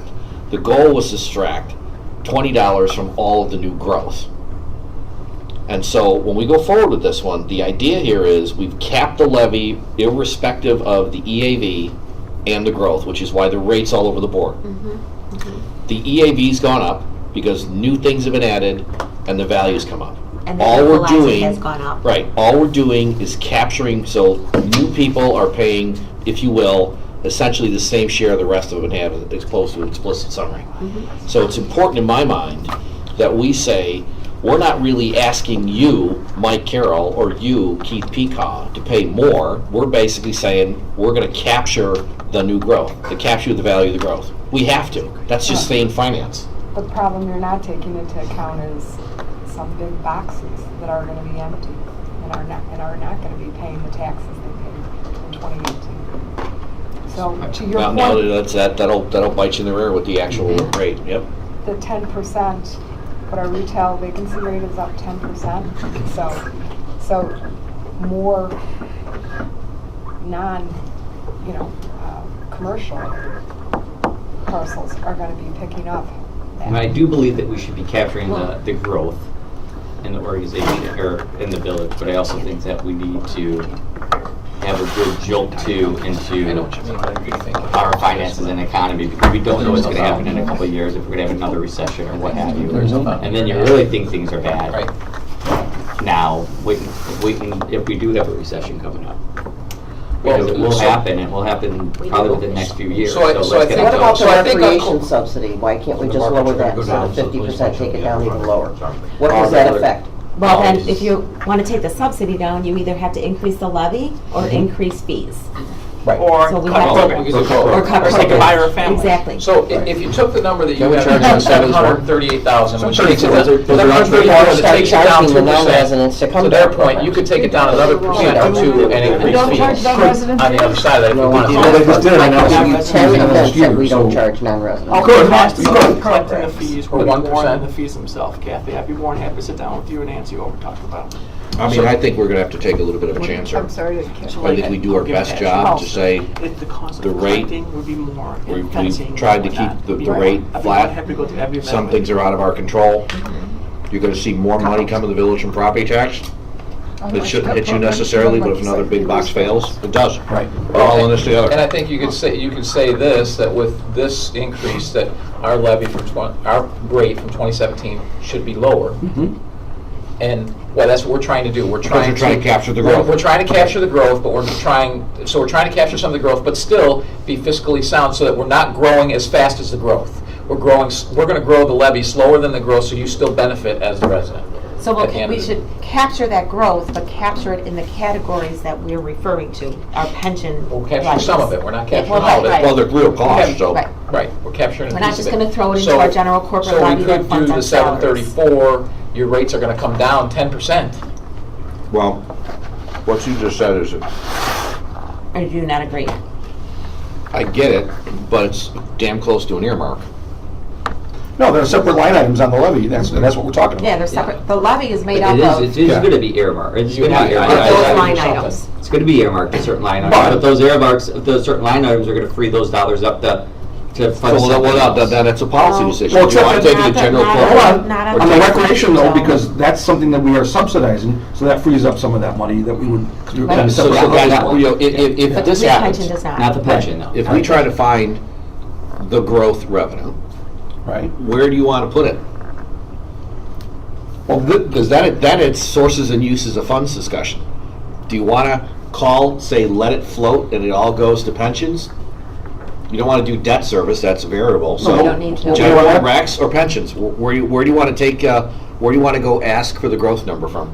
well, it's in there. So if you look at the, if you look at the second column, or the option 2, you see the police pension goes up from 3.099 to 3.644. If you go to option 3, then you also add in the 972 becomes, 1.16. So it's already in You there. don't have It's to do just- it that way. We're doing the same thing you're saying, it's just, we can show exactly why we're doing it. So I think that the message here is we're growing, but at a slower rate than The growth of the than the town. growth of the town. Mhm. What the costs that are growing that this is allocated to are largely due to pensions, which are out of our control and we can't cut. Or one of our largest functions that benefits all of our Right. residents, all of our And- families. Right, and our recreation. Yep. And I don't so- think that's not bad. You guys got some math to do. That's just piece of it though. What is Yeah. that, 800 grand, a million? Oh, 734. which would bring the rate from 0.68 to 0.61. So it brings the rate down, but still increases. Well, we're all gonna have to get used to that messaging. We capture some, we capture some of that growth. But at the end of the day, it's still $20 per. It is, it is. It's just a different way to spend it. Oh, wait, okay, let's go back over that again. Well, The point except is for the not to ask for more money per resident. Correct. The Because there's point more is, residents. there's more residents, there's more businesses. We still may get bit in the rear end, right? Because if you got another big box retailer goes offline, property value plummets, we're gonna get hit. At least temporarily That's for gonna a happen. year. And that's gonna happen when they- regardless. When they go vacant, till they fill back up. That would happen regardless of what we do. Oh, Well, that's what I that's- wonder, this $20 that you're estimating, is that taking into account the fact that, Sears is gone. Yeah, I mean, Carson's is gone. those taxes are still gonna be paid by those entities. They're in bankruptcy, but they're still gonna pay those taxes on that property. If they don't, it goes to Until the tax county sale. adjusts the value if it sits Well, but, like a yeah, dark if it hole. sits for too long, right, but they're still gonna pay But those taxes. that's over a year, and I don't think that these Well, they're not boxes gonna, are they're gonna not gonna sit pay at the there, rate they're paying now if they're vacant. based on what we. Well, but it'll That's take the huge. county a year to Based on what we change know, the those big status to boxes should vacant. be filled, with the exception of Toys R Us, but Toys R Us, there's at least 6 buyers that are interested. Yeah, but And they're we just stuck, have to wait for it to they clear could be stuck in bankruptcy. bankruptcy for years. Right. I'm just saying. And I they don't don't know, know- and they I don't don't think, adjust in I one don't year. think any of this They're all- stuff is going to help us plug any holes or anything in our capital. Well, so 'cause- can we just, Sears is closed already. Right. So their 2017 taxes payable in 2018, or 2018 payable in 2019, are gonna be half of what they were. not probably, not I don't think property. so, because They it's, still own the it's as They of still own January the property. 1st. Property Yeah, well, and it's hasn't as of changed. January 1st of Sure the it does. year. When they have when Seritage has no tenant in there, they absolutely. They'll appeal. They'll appeal, And they'll have a successful. yeah, they'll pay in 19 because their valuation date is actually January 1st of 18. and then There'll be a year and a half in Yeah, there where yeah. there'll be a lag. But you're right, eventually, if Yeah, that and we'll- doesn't get then filled, we'll pay something's back. gonna happen. So, Yeah. so I guess, well, we're on the levy, so then, we haven't decided exactly how to message it, but Right. is there a general consensus here of uncorking the levy and going to that number that is in here? So can we jump to something? Sarah, go back to that graph that shows where we're gonna be. So we're just throwing things out there. We're not saying we have to do one thing or the other. So if we do the levy and the amusement tax, which we didn't really talk about the amusement tax, we Yeah, we're talked not about the there hotel, but that's hardly anything. We don't get to our fund balance. Right, you're just trying to do policy. one I'm trying to do one at a time, so I I get agreement. So we got agreement on hotel, we got agreement on gaming, we already agreed Yeah, on. right. So levy, Can we agree on that? all in favor on the And it may 734 on the not, levy. it may not be exactly 734. Right, understood, So- give or take. I mean, we're not approving the budget yet, so Right. all in favor of the levy at the I 734? agree to this as an input to a simulation. So how about the levy, you agree to the levy change Make based this upon consensus. reducing the Don't need subsidy votes. 2% Right. and fully funding the pension costs? Right. And whatever those end up being. Yeah. Those are estimates, right? Yes. Go ahead, Dan. Can we can do a consensus, no one's voting for anything, Right. if there's any That's issues. why I'm Make just asking. consensus, we have Simulation. consensus. Well, it allows us People have to to weigh move. in. Right, I just. And I This don't- isn't a final budget, but yeah, this is, I just, like I said, I got this at 5:15, so it's just, I'm not ready to make decisions on this right now, so. I mean, but Well, we're not making a that's good. final decision. No. Right, right, so. Giving you updated assumptions. so you're okay with, for purposes As of an this? updated assumption. So am I. Me too. It's gonna be Okay. utilized to Dan, draft you our good? expenditure Yes. budget. Pat? Yeah. Kathy? Kathy? As long as it's utilized for a pension, for the police pension. And then to reduce the subsidy to repairs, right? With those assumptions, you're okay? Right now I am. Okay. All right, That's all right, that's good enough. Yeah, And also this is consensus. final. Yeah, we don't have to vote until December. Right. So is that everybody was okay with the levy Carol, increase? consensus. Not everyone. She's abstaining, she's at 6. I gotta be given Yeah. it more than 40 minutes ahead of time. Right, understood. All right, next question. So we're on. So the next question is. The restaurant tax. I think, well, we can do either restaurant tax or amusement tax, I guess, either. Oh, you want, yeah, Those are very different dollar amounts. Yeah. I know. well, amusement's easier because it's such a small amount. We don't have amusement in our Correct. slide on. But we But have one amusement- that does have it. But Right, amusement I know. tax, so let's just talk amusement tax.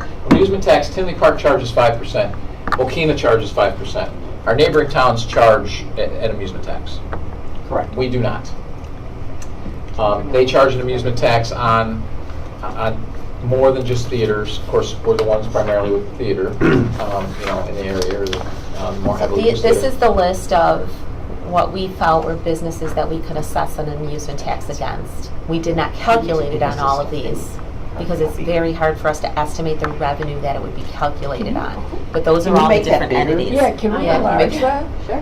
Please? Can we get this stuff in hard copy, please? Yep. Am I good? So we're talking Yeah. golf. Yeah, right now, the estimate that's on page 10 is only the movie theater. So what if we cut that number, cut that amusement tax down as a percentage, but applied it to more, because we know that our economy is going to shift to entertainment. We know, for example, that the mall area is going to become entertainment focused between the theater and other amusement tax types of things. You have Gizmos and Sky Zone already there, but that whole area is going to become that. We also know that the Triangle is going to become somewhat entertainment. There's going to have some entertainment component as well. And again, Kathy, I think you were the one to ask the question. The reason we didn't have anything other than the theater in there is because if you look at that list, let's just talk about it right now. I can tell you. I know, they have food and Potentially, beverage.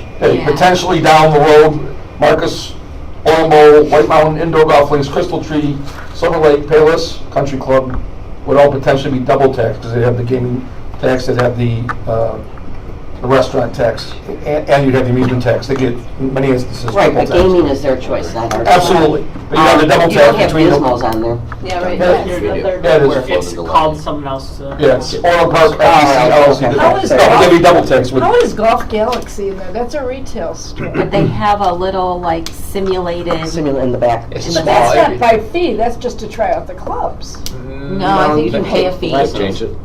Yeah, there's a fee there also. And again, I'm not saying that we would have to, You any of do these the are driving range are stuff. possible Right.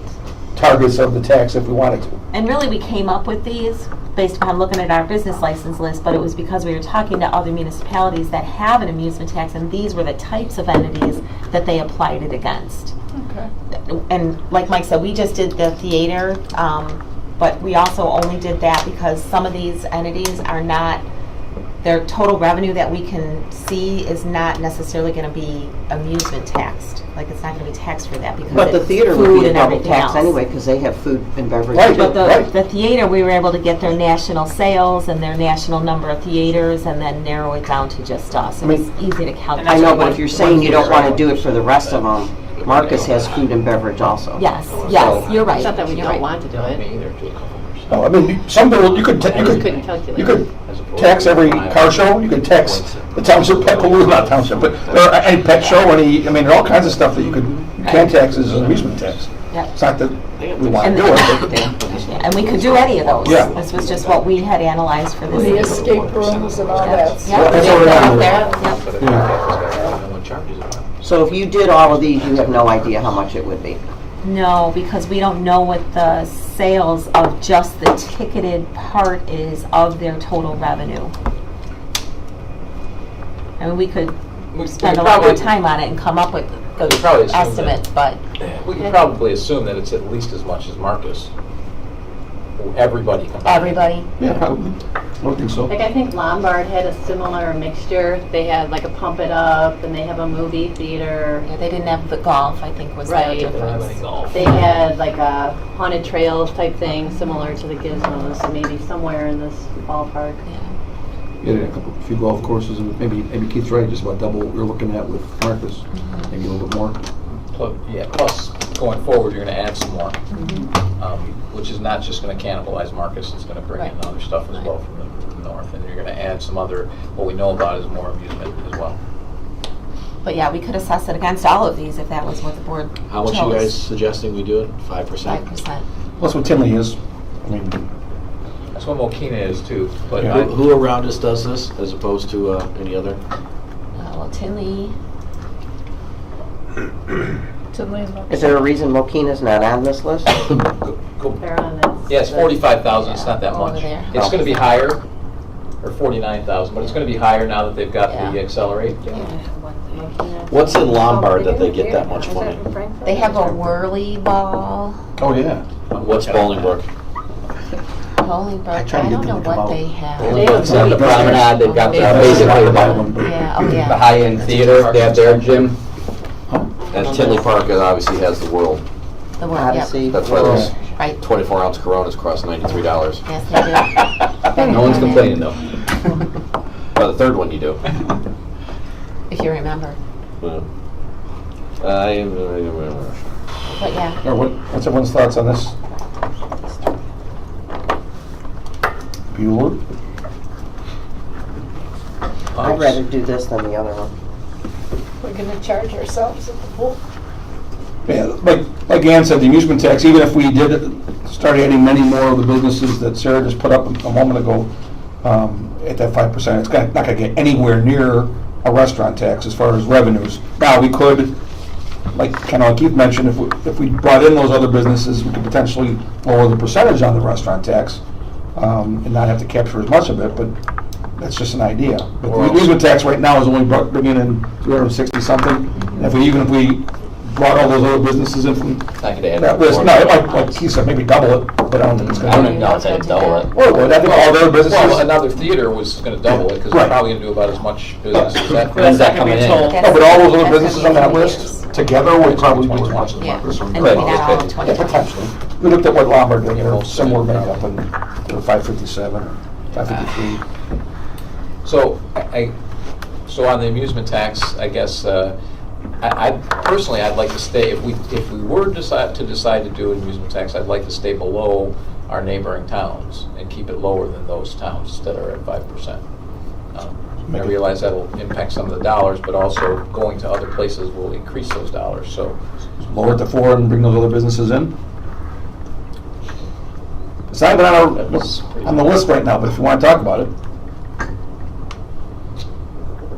Can we just postpone this discussion until we get the hard numbers? Because if it's real, I know, Emery, you're looking at me, and I know it's Well- but I feel like we need these hard numbers to make an educated decision. And I know, Joe, I'm just saying. Well, we're just trying to put together, and I understand. I think if we could get Yes. the blessing to go get those numbers, and then at our next budget hearing, we bring those forward, and maybe have our next budget hearing be a little bit of revenue again. I guess my concern is, we're sitting here and we're talking about possibly increasing taxes for whatever purpose, whether it's All picking up 12 your of them. lost shoe in the street or something. But yet we still have not been presented with the other side of it, what's going to be done to cut our costs. This is the way it's always been done, Kathy. It's always done well, I revenue understand. first. Differently last year. It was different last year. No, revenue was done first. Well, Which we were said to assume there were no revenue increases, and so therefore we. okay, maybe that's, Yeah. well, that's why I think we kind of coupled it. Yeah, I think Exactly, and then we got a little We did a bit of. revenue budget separate. You have a very good point, which is why I keep saying whatever we say today is on the table for discussion on revenue, we need to see the same and equal on the expense side. And I think So that's that way the we perfect can way to make, do it. that way we can make those decisions as a board and say, it's all gonna be on this side, it's all gonna be on this side, it's gonna be a mixture of the two. But I think when. Which is the direction that we had when we That's left on right. June It's- 4th. Right, which is what we've always been planning on doing. So this has always been our So plan to the- figure out. the- what But we're then gonna how do. tight do people really get on being fiscally responsible on the expenditure side if they know, oh, wow, we only have to cut this amount? Kathy? When, Go on. and maybe even, it's a teacher part of me, if I go back to That's work, fine. it's gonna be worse. So maybe even more could be cut than the 4 million, or whatever the heck the number is right now. Well, I will tell I mean, there again, it's like the kid in the candy store. Kathy. Show them all this stuff, but what's the reality here? Trustee Fenton, we went through this same exercise last year. And I know we go through, I've been going through it for 25 I know you have years. been. I know you have been. But last year we went into detail on the 2-on-2s, on the 1-on-1 meetings with the officials, or the 2-on-1 meetings with the officials. And at the end of the day, the only place that I am going to be able to cut, there's only 2 places, is either in the special events or headcount. I mean, we are looking at other areas. We are looking at, leasing as opposed to buying vehicles, which are going to smooth out the cost, which will help us. We're looking at the benefit side of it. We're looking at the cost structure side of it. We're looking at all those other entities. Right, and I But- met but with it's- my director already, and we were already cutting positions. We're already Exactly. looking at what we're gonna outsource. And it's doing that without knowing what this magical little number Of is. course, 'cause it's been my direction since day one, since we've had here. So that's exactly what I've been preaching to the departments. And we don't know what those, he's looking at some outsourcing of things, but we don't know what kind of impact that's gonna have. We don't know if it's gonna be more expensive. We don't know if it's gonna be more efficient. And we just don't know those answers, but yes, that's the whole point, is that we are looking at that right now. We don't have that information here today, because it's gonna take some time to gather that. I know, but everything it's gonna take time. We're not gonna have this study done till December. Hold on, but Kathy, We have to have a budget before then. Well, no, but hold on a minute. Kathy, here's what we do know. Last year, like to Carol's point, we directed staff to anticipate no new revenues. And we were able to put it on close to the 20% fund balance with the expenditure cuts that they were able to put together.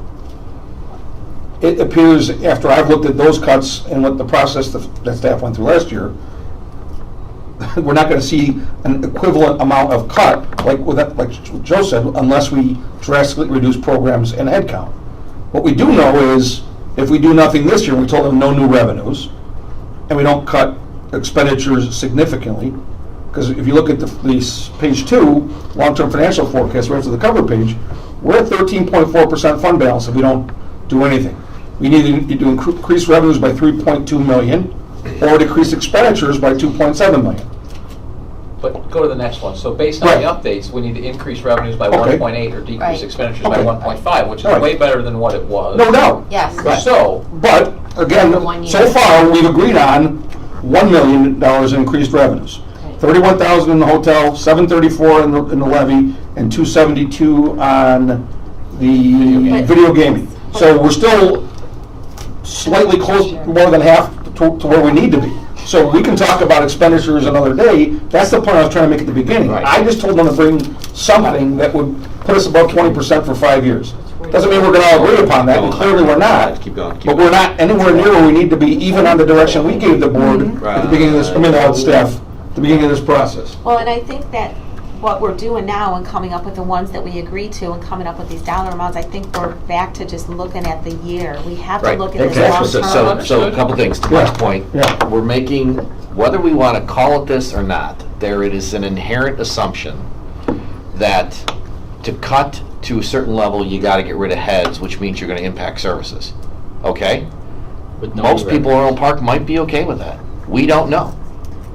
We do not know how far we could go to dial back the gingerbread we've been delivering for years because the mall was great. So that is an inherent assumption in the arguments we've all been making, right?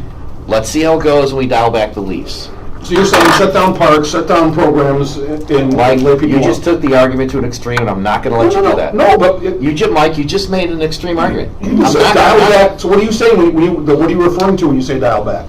Dial back just about everything. I mean, we cut back the leaf gathering. We already did. That was my point. Here's, Trustee Dodge, to your point, and if I could just say that, last year, one of the things that we dialed back was the farmer's market. Okay, we dialed it back. We're trying to watch some costs and everything. And no sooner than a week after the budget was passed, and I'm just being honest here, I got phone calls from a number of people because residents had found out that we're cutting the farmer's market, and we ended up bringing it back, and we ended up bringing it at a truncated version, 8 weeks as opposed to 16 weeks. It was very successful. Point being is that the temperature of our, of the services that our residents have grown accustomed to, we don't want to mess that quality of that up. We don't want to, have to cut back services or dial things back when there are other options. So I'll concede the point that we don't really know. If you were given everybody a series of choices on a dichotomous basis, what would come out of the mix to say, I'm okay with a little bit more here, a little bit more there. That's why we got elected. We have to make decisions with imperfect information. Point number one. Point number two. You guys know this, Joe, because you and I have had this conversation 100 times in the past decade. Absolutely. People in the public sector, IMRF, have a bulletproof pension. They've had above inflation wage increases for years, and their pensions are going to go up 3% a year when they walk out the door. That doesn't happen in the rest of the real world. So at what point do we simply say, if you want to work for the Village of Orland Park, you're going to get X in terms of salary because you're going to get this great pension, and we get on with it. To your point earlier, bend in the cost curve. That's what's killing municipalities across the state. Which we are in the process of doing. Right now, as we speak, we're in the process Yes, of doing. yes and no. My I mean, earlier point, Joe. we're never going to flatten costs on salaries. The salaries are different today in 2018 than they were in 1968. That's reality. You're never going to flatten it. Never. Can I go back to that Mike, longer? my argument wasn't for flattening it, so let's walk that back to what I'm really, Just to- to bend that curve, because it's like, listen, the total cost of ownership, Joe Cobb, Susie Finance Person, Harry in Parks, your total cost of ownership to us, the people of Orlando Park, is X. You can't keep getting 3% plus, or whatever step function changes we've had buried in that previous administrations wouldn't pay attention to. Well, lottie frickin' da, here we are. And so if you don't get there, Joe, I'm telling you, just like we had in the Great Recession, if you don't get to the number, then maybe the vote comes back from this board, maybe it doesn't. Cut heads to make the point. I understand. You're not arguing that way with me, Joe. Everything I'm- previously has been, oh, it's going to take a little while, got to negotiate, but meanwhile, the frickin' revenue lever is instantaneous. Screw you, taxpayer. My question was just the assumptions here. If you can, this is the top one that we don't achieve. That's multiple years. That's- that's Okay, the how about only- the second one? No, those are all per year after that. Yeah. We're Yeah. decreasing operating expenditures in 2019 by 500,000. Yeah, so we don't know what's gonna decrease yet, we don't know what it is, but we would, like last year, go through it and try to find at least $500,000 in savings of some type that we would pull out of the budget. And what happens if all those people don't retire? Well, this assumes 25% of the people Put that in are the solar tax. eligible retire. Well, based on the conversation we had earlier, it seems like we're on track with that. And Right. that assumption seems to be in the ballpark based on what we've seen so far. Because I think that you're gonna get the majority of them with the IRA. Correct. Right. Now, can I ask a question? When we did have the Great Recession, we didn't institute any new taxes, and we still didn't raise our property tax levy? It was No, our property We tax killed levy the was rebate. growing at that point. It didn't start That's what we- being flat until like Didn't 20 we of it. suspend the rebate for all? We've suspended the rebate, that. and our levy was growing still at that And point. we didn't transfer the vehicle sticker revenue to Right. capital, we kept it in the general Yeah. fund. We did a We bunch of did. little things like that. Yeah. did ERI too then. Yeah, but it No, I know wasn't, we did. yeah. That's what I'm saying. We didn't institute 5 new taxes. No, but we laid a lot of people off. So Joe, to your point. I'm just I saying. didn't- Yep. You talked about you talked about market in the park coming back, but I believe market in the park, from what I was told from Parks and Rec staff, and correct me if I'm wrong, but they said it was actually net positive this year. It was successful. It was actually money generating, not a cost. So one of the things that happens when you put this pressure on your staff and you do lose some heads is that people realize that, back to Jim's point, the stuff that we've been dealing with since we're 16 years old about, if you're not productive, if you're not getting this stuff done, you could lose your job. And I'm not saying that we don't have good employees, but the reality is sometimes you have to figure out different ways of doing stuff, and sometimes you don't figure out the different ways of doing stuff until there's actually some stress put on you that you need to figure it out. And when you keep saying, oh, well, we'll cover it, then no one ever looks hard enough to say, hey, where can I not have to replace 2 bodies by being more efficient? But one of the things we still have to address, because we just got another award for our police department, when you talk about trying to bend that curve, to use your phrase, we also talk out of the other side of our mouth about attracting the best employees, and that's why we're doing this competitive salary analysis right now.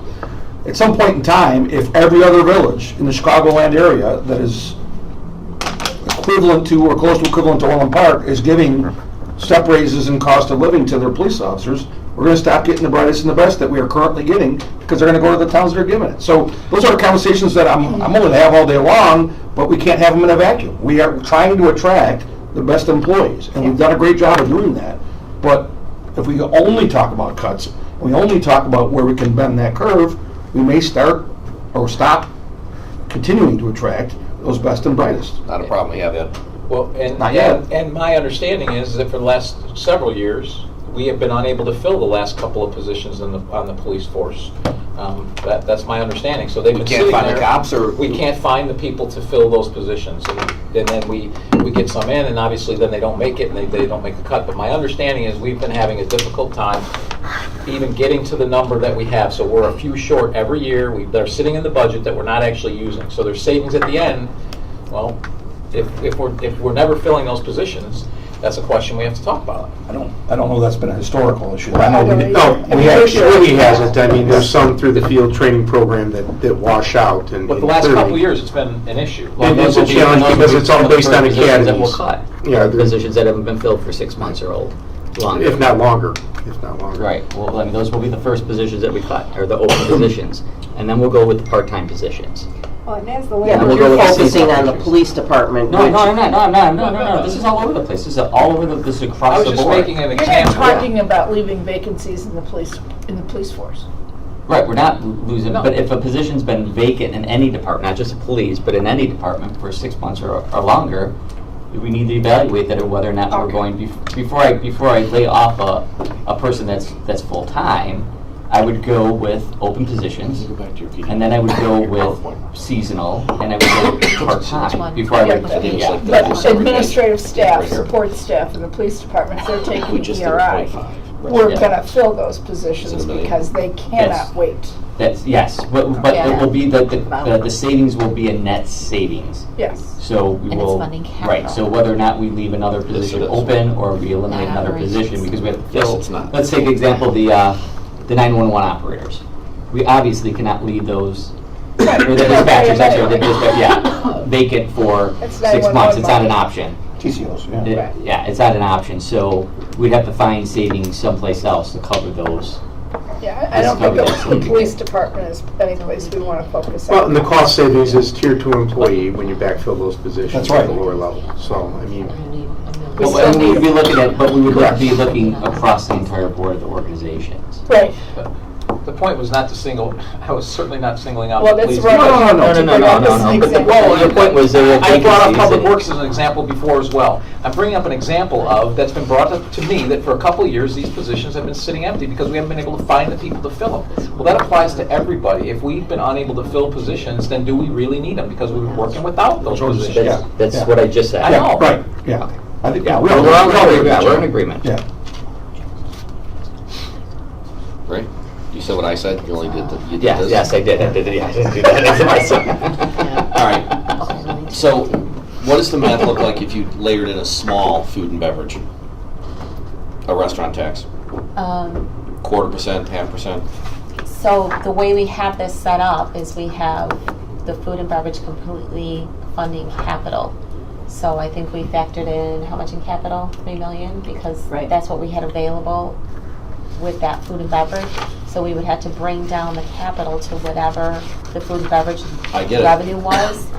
And that would drastically limit the amount of capital that we're able to do in all of our buildings and all that kind You of stuff. just nicely described the crowding out effect of public sector pensions. Thank you very much. Well, but that's what, It is what it is. this isn't a new thing. We've It's talked not a about new this year after thing. year. It's well stated. So, if we're gonna capture the growth in the EAV, Mm-hmm. and we're gonna grab what you guys grabbed the other day with video gaming, we talked about what, the hotel tax? Right now, we're at $1.1 million, is what we've agreed Well, on an so far. amusement tax, I think what we discussed was that we would have, we would include those others and then see kind of a series of options of what that would impact, so we could have that discussion later. Is And that- so even if we say we're gonna go 4% on all those businesses that's area on the list, we're still not even about $1.5 million at that point. Yeah, I would say if we're gonna get $500,000 out of that, that's gonna be Yeah, a so we're lot. $1.5 million. We're still not what we promised we would be on new revenues for tonight's discussion. So but that gets to Jim's point, do we do a smaller restaurant tax and what That that gets you to 1.5, now if you do a smaller revenue tax, or smaller Restaurant food tax. and beverage tax, now Yep. you only need $500,000 to get that 2 million And number. And that helps us for this year, And is, yeah, so that's a crazy program to administer for 1 year. $1 million. $1 million. 500,000 or whatever we're throwing out there. I just, But if you did a and that's putting a lot of 0.5, burden on our restaurants for that small I'd amount. almost rather pull out the amusement and have a little bit larger restaurant, only because the cost of administering. Oh, I'm sick. Jim, another one of these. You know what? I mean, let me tell you why I'm kind of I've not lost my mind or my sensitivities or sensibilities on this one. If we go down this pathway of handing you guys more money, you're coming back with a boatload more savings. Because in the back of my mind, it should be a 2-to-1. Well, that's what we you would want say 2-to-1, he only wants 1-to-1. Well, no, I agree to 1-to-1. I'd love to see 2-to-1. He's new at this.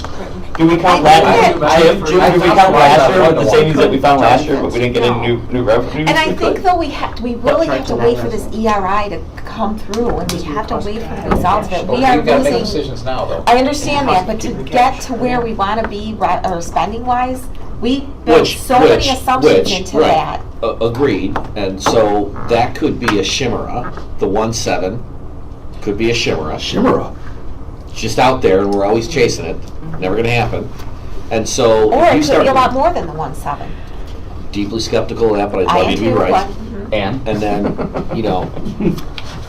well, we go back, It could be, you though. start layering in some of these other taxes, it's like, you gotta go as low as you can and put the pressure on him to come back with operating efficiencies. and you guys, whatever. Because I'm okay with some of these as a theoretical exercise. Well, here's the only problem with that, which is we're in the same boat of kicking the can down the road another year. Now we're like trying to floor it to 20%, and we're not looking at the 5 years like I've heard every one of us say in the last year that we wanted to talk about a long-term plan. And I will Because tell we you, a can lot do of that. these, I'm sorry, a lot of these efficiencies that we're looking at, or some of these efficiencies, is through the technology, which is gonna cost us dollars. That will allow us to do some of these things. I And so agree. our next program is gonna cost us, our next big capital outlay for technology is gonna cost us about $600,000. And that's not built into that's- these numbers. No. So that's why when we were designing this, Exactly. the human capital management system. So when we were talking about these things and when we were designing these Yeah, that- more revenue people in assumptions, HR. we're looking at having it dedicated to capital to help get some of those lists down, and technology to help us with the efficiencies that will hopefully help us not have to fill vacant positions through the ERI and all that Yeah, stuff. I just, guys, I mean, if I'm seeing you right, you're 3.3, that's your 3.4 here, is a yearly estimate. Annual. That's a lot of money. Yeah, but and I'm not arguing, I absolutely agree, but if you look at the long-term financial forecast at the end of this presentation, that amount of money in 2023 gets us just right back over the 20% fund balance policy So we you have. change your structural costs. Yeah, so we have to, I totally agree, we have to look Yeah. on both sides. Yeah, and let's be very clear, we are not saying that just because we're getting this, we're not looking at the expenses. So,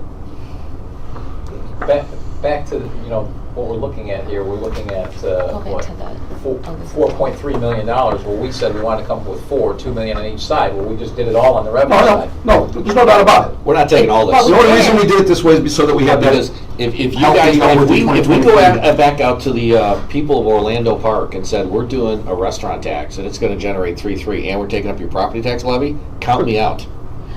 But we're not just doing it Count on the me revenue out. side though, because you guys approved it. You'll see taillights of me speeding out of Yeah, but we're banking on the the, ERI. We still have to- no friggin' way, if you want the technical quote. It's all. Well, these are just options, these are just options. You're throwing taxes at me, Mike. Would you guys agree? No. We're not doing all I this. agree with you. I got Yeah, it. no, and these are just options. That's why we preface the meeting saying these are just options that we were asked to look at and talking to the chair. And so, we just had a little side discussion here. ERI, that's great if the ERI comes in. What's your contingency if it doesn't? And you need to have the contingency now, not after it doesn't. It needs to That be was there my now, question a long because time then ago. we can make that call. Well, and I absolutely agree, but on the spending side, that contingency, if you go back to the little chart we showed you guys at the June 4th meeting where this much of it is personnel and this much of it is non, there's nowhere to cut but personnel. And that's why, and Keith, As that's it is with every why we're doing these studies. That's why it's going through the collective bargaining agreements. That's why you did the ERI. That's why we're doing the ERI. Those are all part of the contingency. When are we gonna have an answer on the study? Which study? It's just starting. The study he just- keeps referring to. It's just starting, We so just kicked it off on Friday. When's it supposed to be done? That was my November. question. When does it supposed to be done? November. November. So we'll know before. See, because the budget. if we, for purposes of a hypothetical simulation exercise, He's cracking himself up. if I got two big words right in there. two big words, two caveats. What's the mix? Because it's now a mixed discussion. you tell us what you tell us. So if you, I wouldn't dream. I personally think from a long-term sound financial perspective, we've got to stop with the flat levy. Absolutely. No doubt. However we do that, we got to stop that. Seems to Right. be some agreement on that. Yep. But I'm not going to do that in the same year you go out and say, whack, now let's go hit people for 3.4, because some of that 3.4 is coming out of Orland Park residents. There's a reason our restaurants are crowded, and it's most of us. Yes. That'd be a good fact to know too, is just ballpark, how much of our restaurant spending is from inside the town. My guess is on weekends, it's mostly non-residents. I agree with you. What was the That's study? where I go. We did a food and beverage study. So In any what's the given next week, number? It did somebody not- could, somebody it could did not do that off the differentiate. credit card I receipts. think I have it somewhere. Yeah, but my guess is, Maybe, Jim, but that did not. What's change. your- It's Is that like 80/20. dinner? It's 80/20. non-residents on weekends. 80/20, non-residents. 20%. Yes. Yeah. Because then if the grand bargain here is you're going back to Orland Park residents and saying, listen, the town has grown, the value of the town has grown, we're just trying to capture the same relative proportion of a bigger town. Dan, back to your point about the $20 per household. And then if you're layering on taxes largely funded by folks outside of us because we're a draw, that doesn't feel like a bad compromise. That was our first starting position. Mike, you did this. That was our first starting Now, you know position. the good thing about Joe? I know in that training class, you learned how to read between the lines. Exactly. Because y'all just showed me a really big fucking number. But Jim, that's exactly And you what we didn't talked about. constrain this. Yeah. No, but You that's, showed me a happy list, so it's like your assumptions, I could have read this chart and say, you've assumed all this. No French and way. Let me be emphatically clear. No French and way. You're not gonna get all those people to retire. And it's not affecting our budget. That's why we have We 25%. only have So- 25%. I still don't think you're gonna get it. I think we'll get 25%. Well, I think you need to. But it's not gonna affect, it's not gonna hit, it doesn't help us till 2022. all right, but So as we're moving, all the more reason, like you said, what's our contingency? We need to have contingencies on both sides of that equation. so as we're moving 2 hours in the meeting, where can we move next? We're Will we not- charge young families more to use the park facilities? We could. Yeah. Especially We'll call it a millennial And tax. then there'll all be a new line. We're gonna we're gonna geolocate your phone. so We we still cross got that- kids in grammar school. Danny, you're right. Everyone want to be going to Will County and New Lennox. If we want There you to go. kill our families, let's do No, it. All right, come on, let's try and, we're halfway to where we need to be just from what we promised ourselves we're Do we gonna need to commit to the other half right now? Can we Yeah. just say least- we got 1.1? It's not and then- finalized, like we said a hundred times. If you but want 2 million gotta a just year, have some then just direction. do the stupid restaurant tax and don't jack our residents. That's why I'm frustrated with this list. All right, well, these are, This is the but list. Jim, this is the list that we gave them. We told them, this is You what gave we're it to looking at. us. These are the taxes you asked us to analyze. Anne Marie, you presented a slide that shows me happy numbers and it lists a number of assumptions, all which are technically additive to a lot bigger number any of us counted when we walked in here. We agreed 2 million. Do the math. I'm saying what? 4.4. Again, 4 million a year? What I I missed? was told Again, no, here, we told staff to look No, at, we're told to look at, we were told to these look particular at. sources of revenue. Seven And what do our neighbors do, what do similar villages charge? And it's. So that's what they did, and that's what's on that Right. list. And at the end of the day, the direction to Anne Marie and to Sarah and their team was to make sure that we are healthy for the next 5 years or so. So we're not back here year after year after year again. And I will say that originally it was a 1% restaurant tax. I asked Dan to do a 1.5 so we'd have some options. So I asked Dan to increase it by a 0.5%, seeing that we could add technology and capital and all that because of what we know that is going on, what we've kicked down the can down the road. Today we just got, and just throw something else out here, we don't even have the money for, is that when they were fixing the pool, found out there's a pipe that's leaking. Just to put a little patch, it's gonna No, cost it's us not a close pipe, to... there's a crack in the The bottom. crack in the back, right, exactly. There's a crack in the bottom of the- Right, it's gonna cost us anywhere between $20,000 and $40,000. That's just a patch, that's not the $100,000 repair that's gonna cost us next year to do. Yeah, I mean, these are things that are popping up. I mean, we have aging infrastructure. We have the baseball fields that we're talking about. We have, there's a number of things that we're talking about. And so with that, that's why we were focusing more on technology and capital. We are working on the operating side of it. and we're going to continue to work on the operating side of it. And through the ERI, we're going, which is attrition, we're going to be not filling other positions, we're going to be eliminating positions, and all that. So we are really looking at both sides of it. And we really tried to, at least here with us in finance, the three of us, when we were putting all these numbers together, we really were trying to look long-term.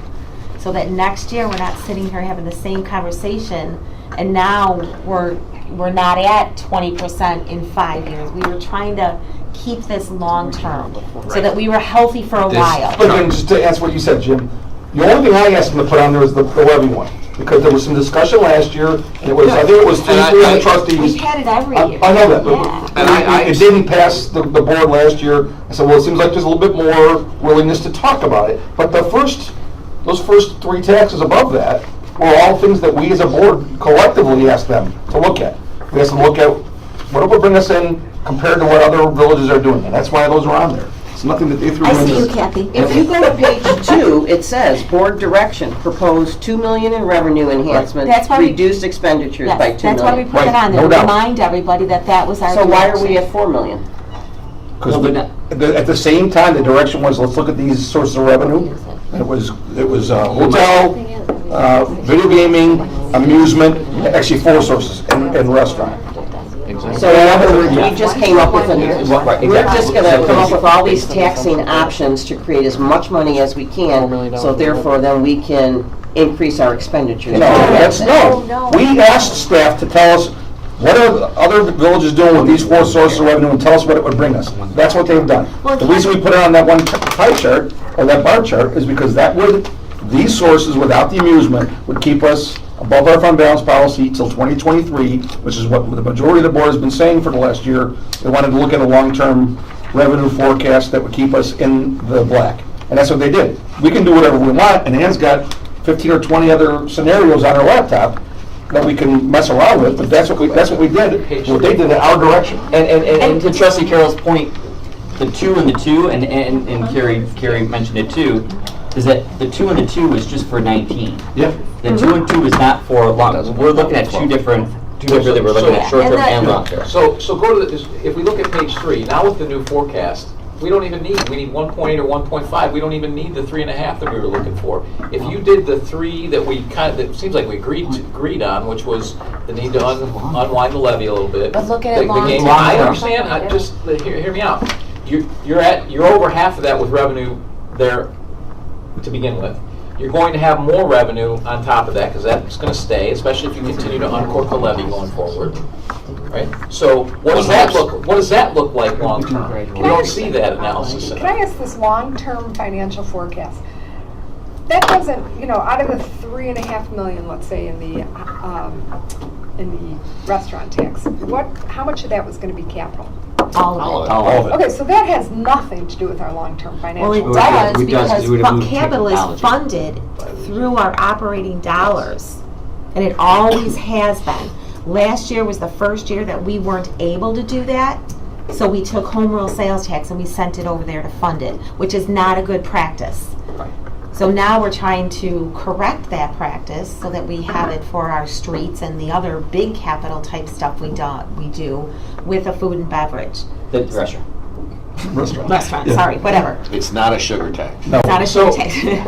And I guess my point is, So if we you did- plugged the hole last year, if you did and we the- can plug it again this year, but then we'll be talking about it next year. If you did the 1 million, okay, that we agreed to, and we Right. came up with something on the amusement tax, which it sounds like we might be willing to do because everybody around us does, but right now let's say you got the 1.2 or 1.3, and then you had expenditures to go along with that. What does that do to the long-term curve? I realize it may not get us all the way to the 20%, but what it would at least illustrate what that would do for us long-term. We can try it through a spreadsheet if you give us like a minute Okay. to So if we increase revenue by 1.3 and then got to the cuts, So you're adding in the hotel and levy. just give her a number. Right. go 1.3. That's amusement tax too. Yeah. Go 1.3 in positive revenue Yep. and 1.3 in expenditure cuts. Are you at 18? Go in perpetuity for the next 4 years or 5 years, not in perpetuity, but for the next 5 years. What does that do?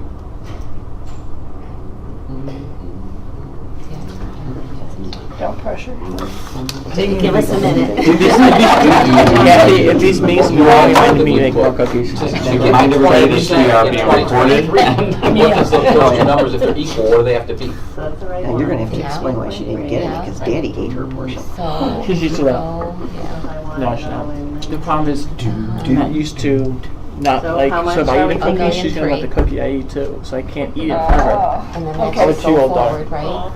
So the secret is tomorrow. No, you gotta take care of Regina is bringing in birthday stuff for Jerry. Oh.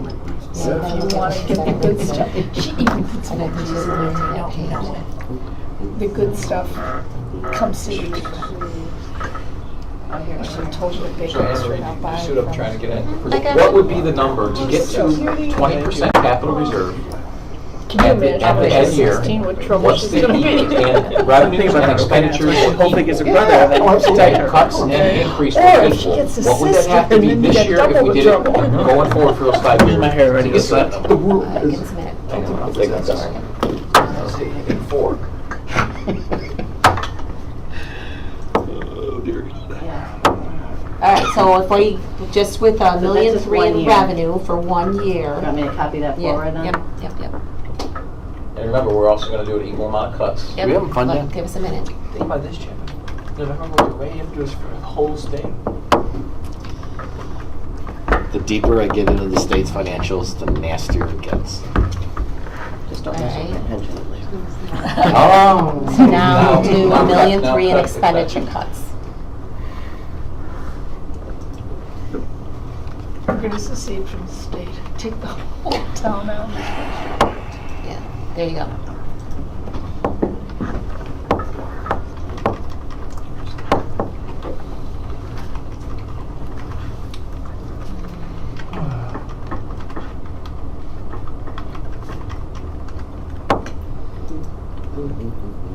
So 5 years from now, we're not, which, if we don't want to look that long-term, if we want to No, look shorter-term. understood, we're not there, but we're a lot better than we were. And I guess the Well, question is, so now you can highlight those two sections and like increase it to 1.8 million on both. Right, just look for 1.3 million and do a search and replace. To make it 1.8. Because of the way you have it now. It's not going to work. 'cause of the You know, way it's the close enough. formula- So just add another $500,000 then, to what you just did, Do it on each. Do it on the spending side first. Because, you know, it, Change Just the numbers to me. You should be able to just do a search, just highlight that. I don't think it'll work if it's in the formula. Yeah. Yeah, It will. okay. Let's do it the hard way.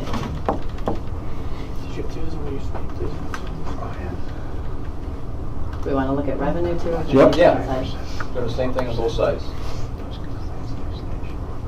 It's in there 10, yeah.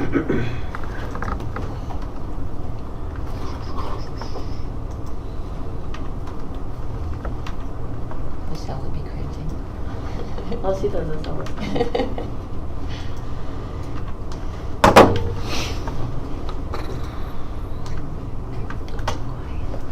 All right, You're there.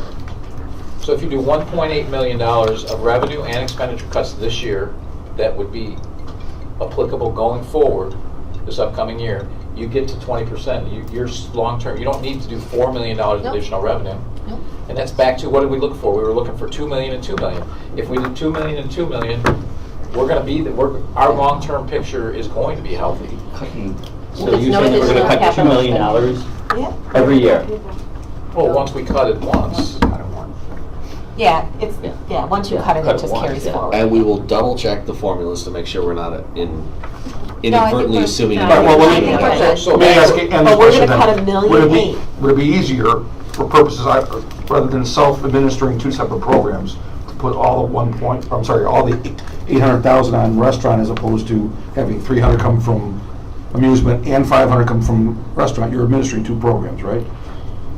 Yes. So if we're we've already agreed on $1 million. So if we're, based on what you just put in there, need to come up with another 800,000, So it would be better to have that whole entire 800 come from restaurant, as opposed to having two programs. forget about the restaurant and just do the levy.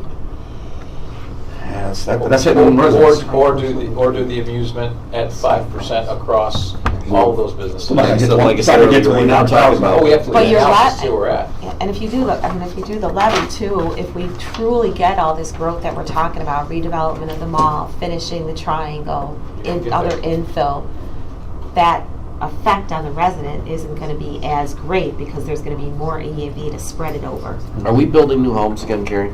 Yes. Yeah, we didn't factor in a lot, but we did factor. We got a fair in. amount.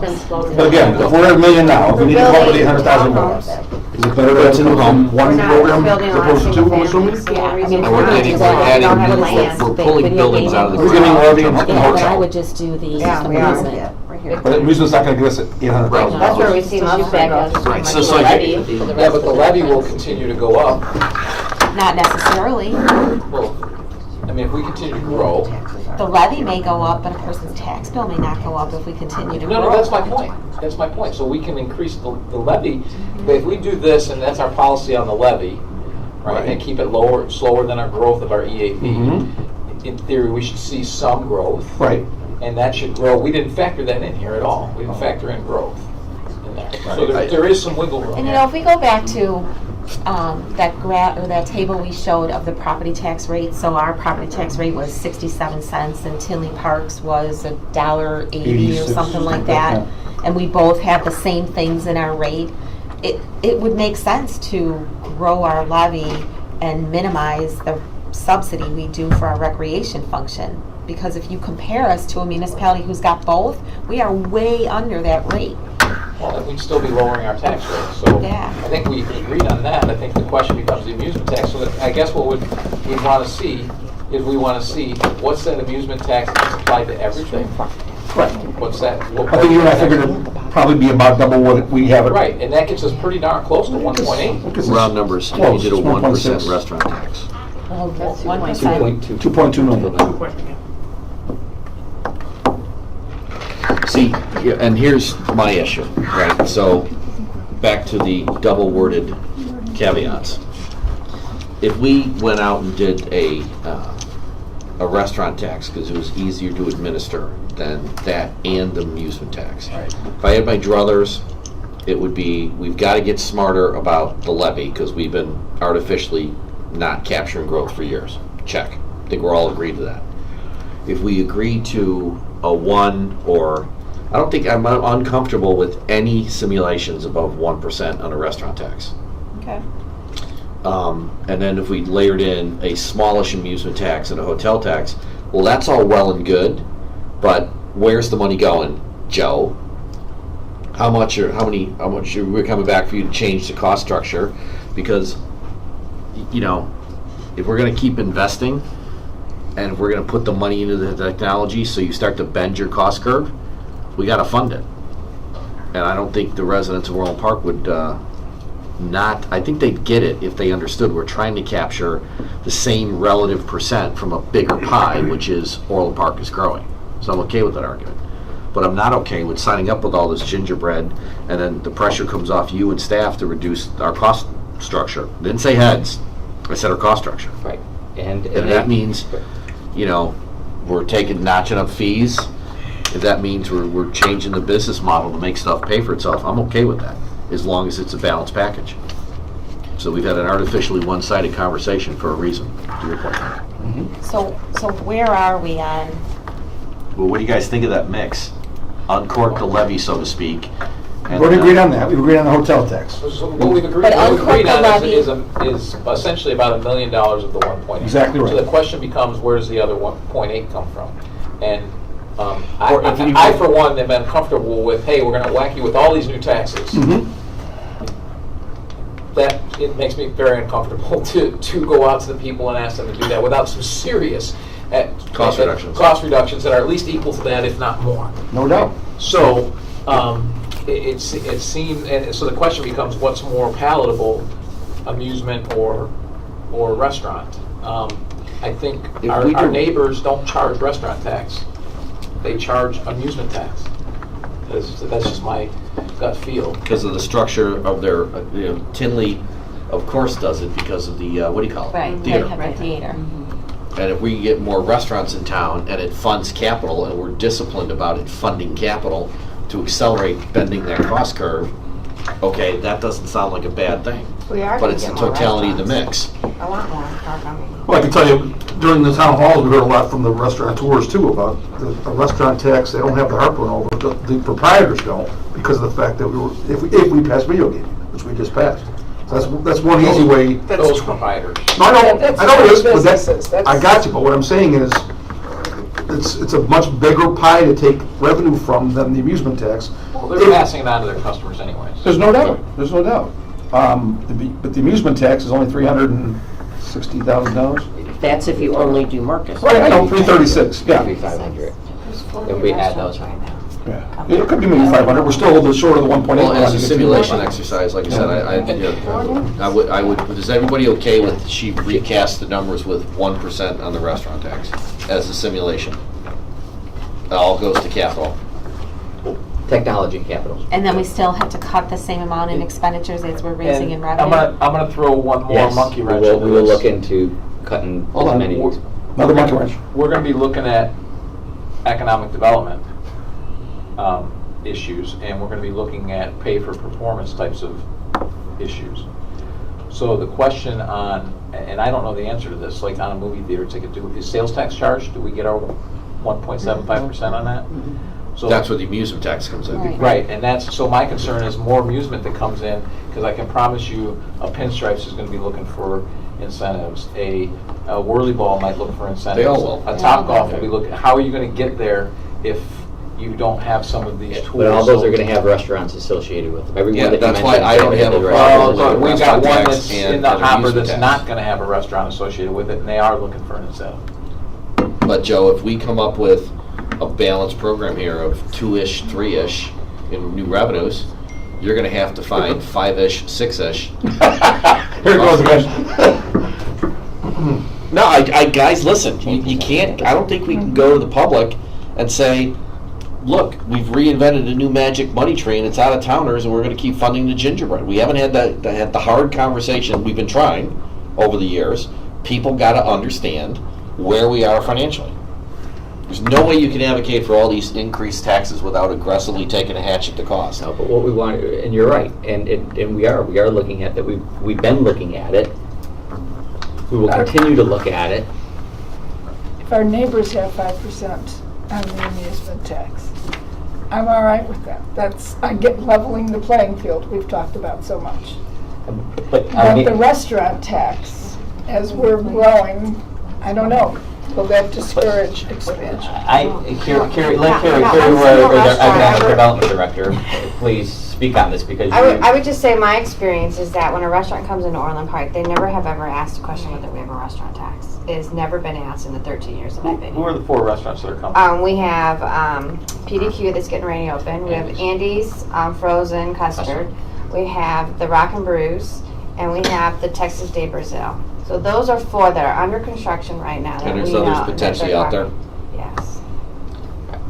They Because- have never come in and ever expressed a concern about the tax structure in Orland Park. And I'll add this, I think the reason why Tinley Park has an amusement tax versus a restaurant tax is because they can capture more on an amusement tax than Because they they can on a generate restaurant more. tax. Because they generate more. And so, It for works for us, them. we would God love generate it. more on, That's the opposite for us. it's the opposite for us.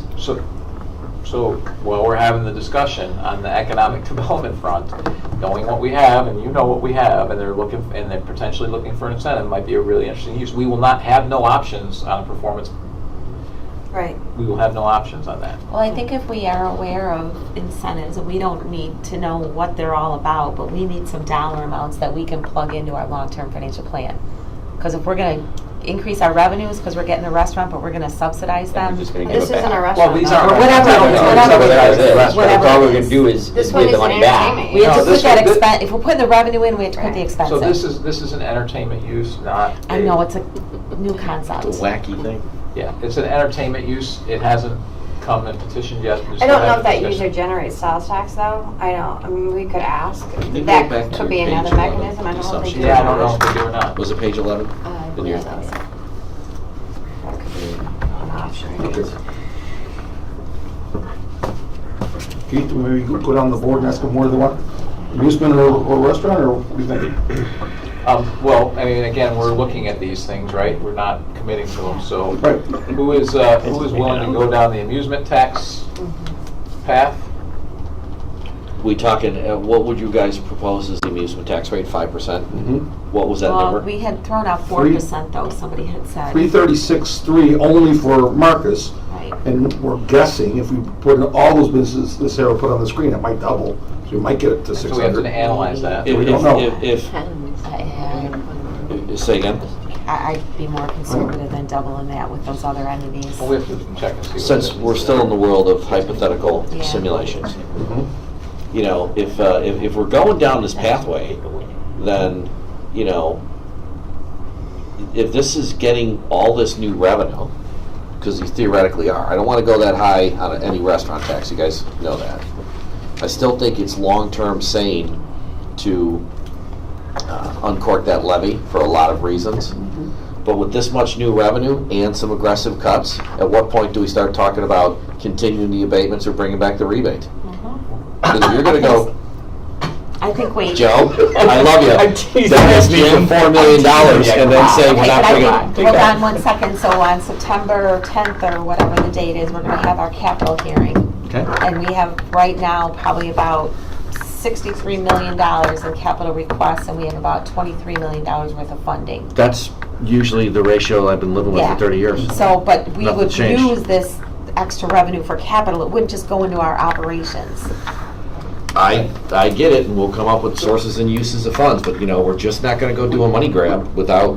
We don't have to the health solve of the this, plan. we don't have to solve this debate tonight. We just need No. enough information to be able to move forward. So, amusement tax, who is willing to at least look at it and see it with all of everything put in, not just the theater? I'll look at it as a I'm willing simulation to look. exercise. Carol? Did I mention this is all You know, simulation? my sense is I'm sitting not here sure is I we pick understand. one and we go with it. That's just That makes all of us. If we're picking one, I would pick Different restaurant. ones. If we're picking one. Well, No. but we don't have to make a final decision Right, today. right. So, the No, restaurant, we've we need a already. dollar amount. But the restaurant, we've already figured out, so I'm with Jim, I'm not going to a 1.5%, and I don't think that's where you started either. No. So, if you did 1% restaurant tax, and say this is an option, and then you say amusement tax with all and everything, not just the theater, I don't think we would just single out the theater, we do to everything, then what are those, now we can make a decision, once we see the cuts that match all of the revenues that are here, we can make those decisions, which one we go with and which one we don't go Does that with. give you enough direction? And this money is not Uncork going levy, towards operating at 1%. all, correct? What's that? What was the This percentage? new money is not going towards Just operating at all. capital- capital and Simulate technology. For the, So I have a question for technology.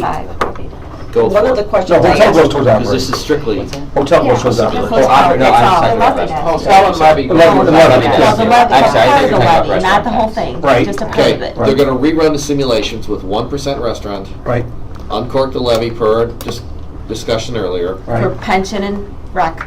Yes. That's whatever, right. how For we the word sheet, that, yeah, right? right. And then, what, 4%? Hotel tax is 1%, 4% amusement 4%. tax, and the video gaming, which is a done Okay. deal. And when all that money comes gushing back in, we're still going to have to cut, we're going to have to put it to the right That use. could be the, On the food so tax that's or one or the other? what we're giving them for direction for now. Included in the As a food? simulation Similar- exercise. right. So both the amusement and the food and beverage? Well, 1% restaurant. And again, break it out. 4% amusement. We will, We could- but, that's what so, we'll make a decision on. but the next time we like regroup, we're gonna It's a be, restaurant, let's not call it food and beverage. Yeah. Well, the next time we regroup, we're gonna be talking capital, and then we're gonna be talking expenses. right, so what we're gonna, And well, operating, and then we're gonna have to take all of that together and then make choices. so I think what we'll do is we'll Right. come up Yeah. with this dollar amount, That's really the That's, directive. right. Sorry. whatever this equates to, and we're going to base our expenditure budget on cutting the same amount from expenditures as you guys just gave us in revenue. That's what I'm hearing. Back No. to the envelope. If we said, what do we think we just raised? 3 million, 4 million? You just raised, I'm gonna say, Three-ish? 2.6 million. 1%? You got 2.2 on the Oh, restaurant it's a tax. 1%, yeah. Yeah, 3 point. 2.2 Five plus million double, amusement. so you're at I'll 3. tell you right now. You're at 3.7. 3.8, Not not even. 3.7.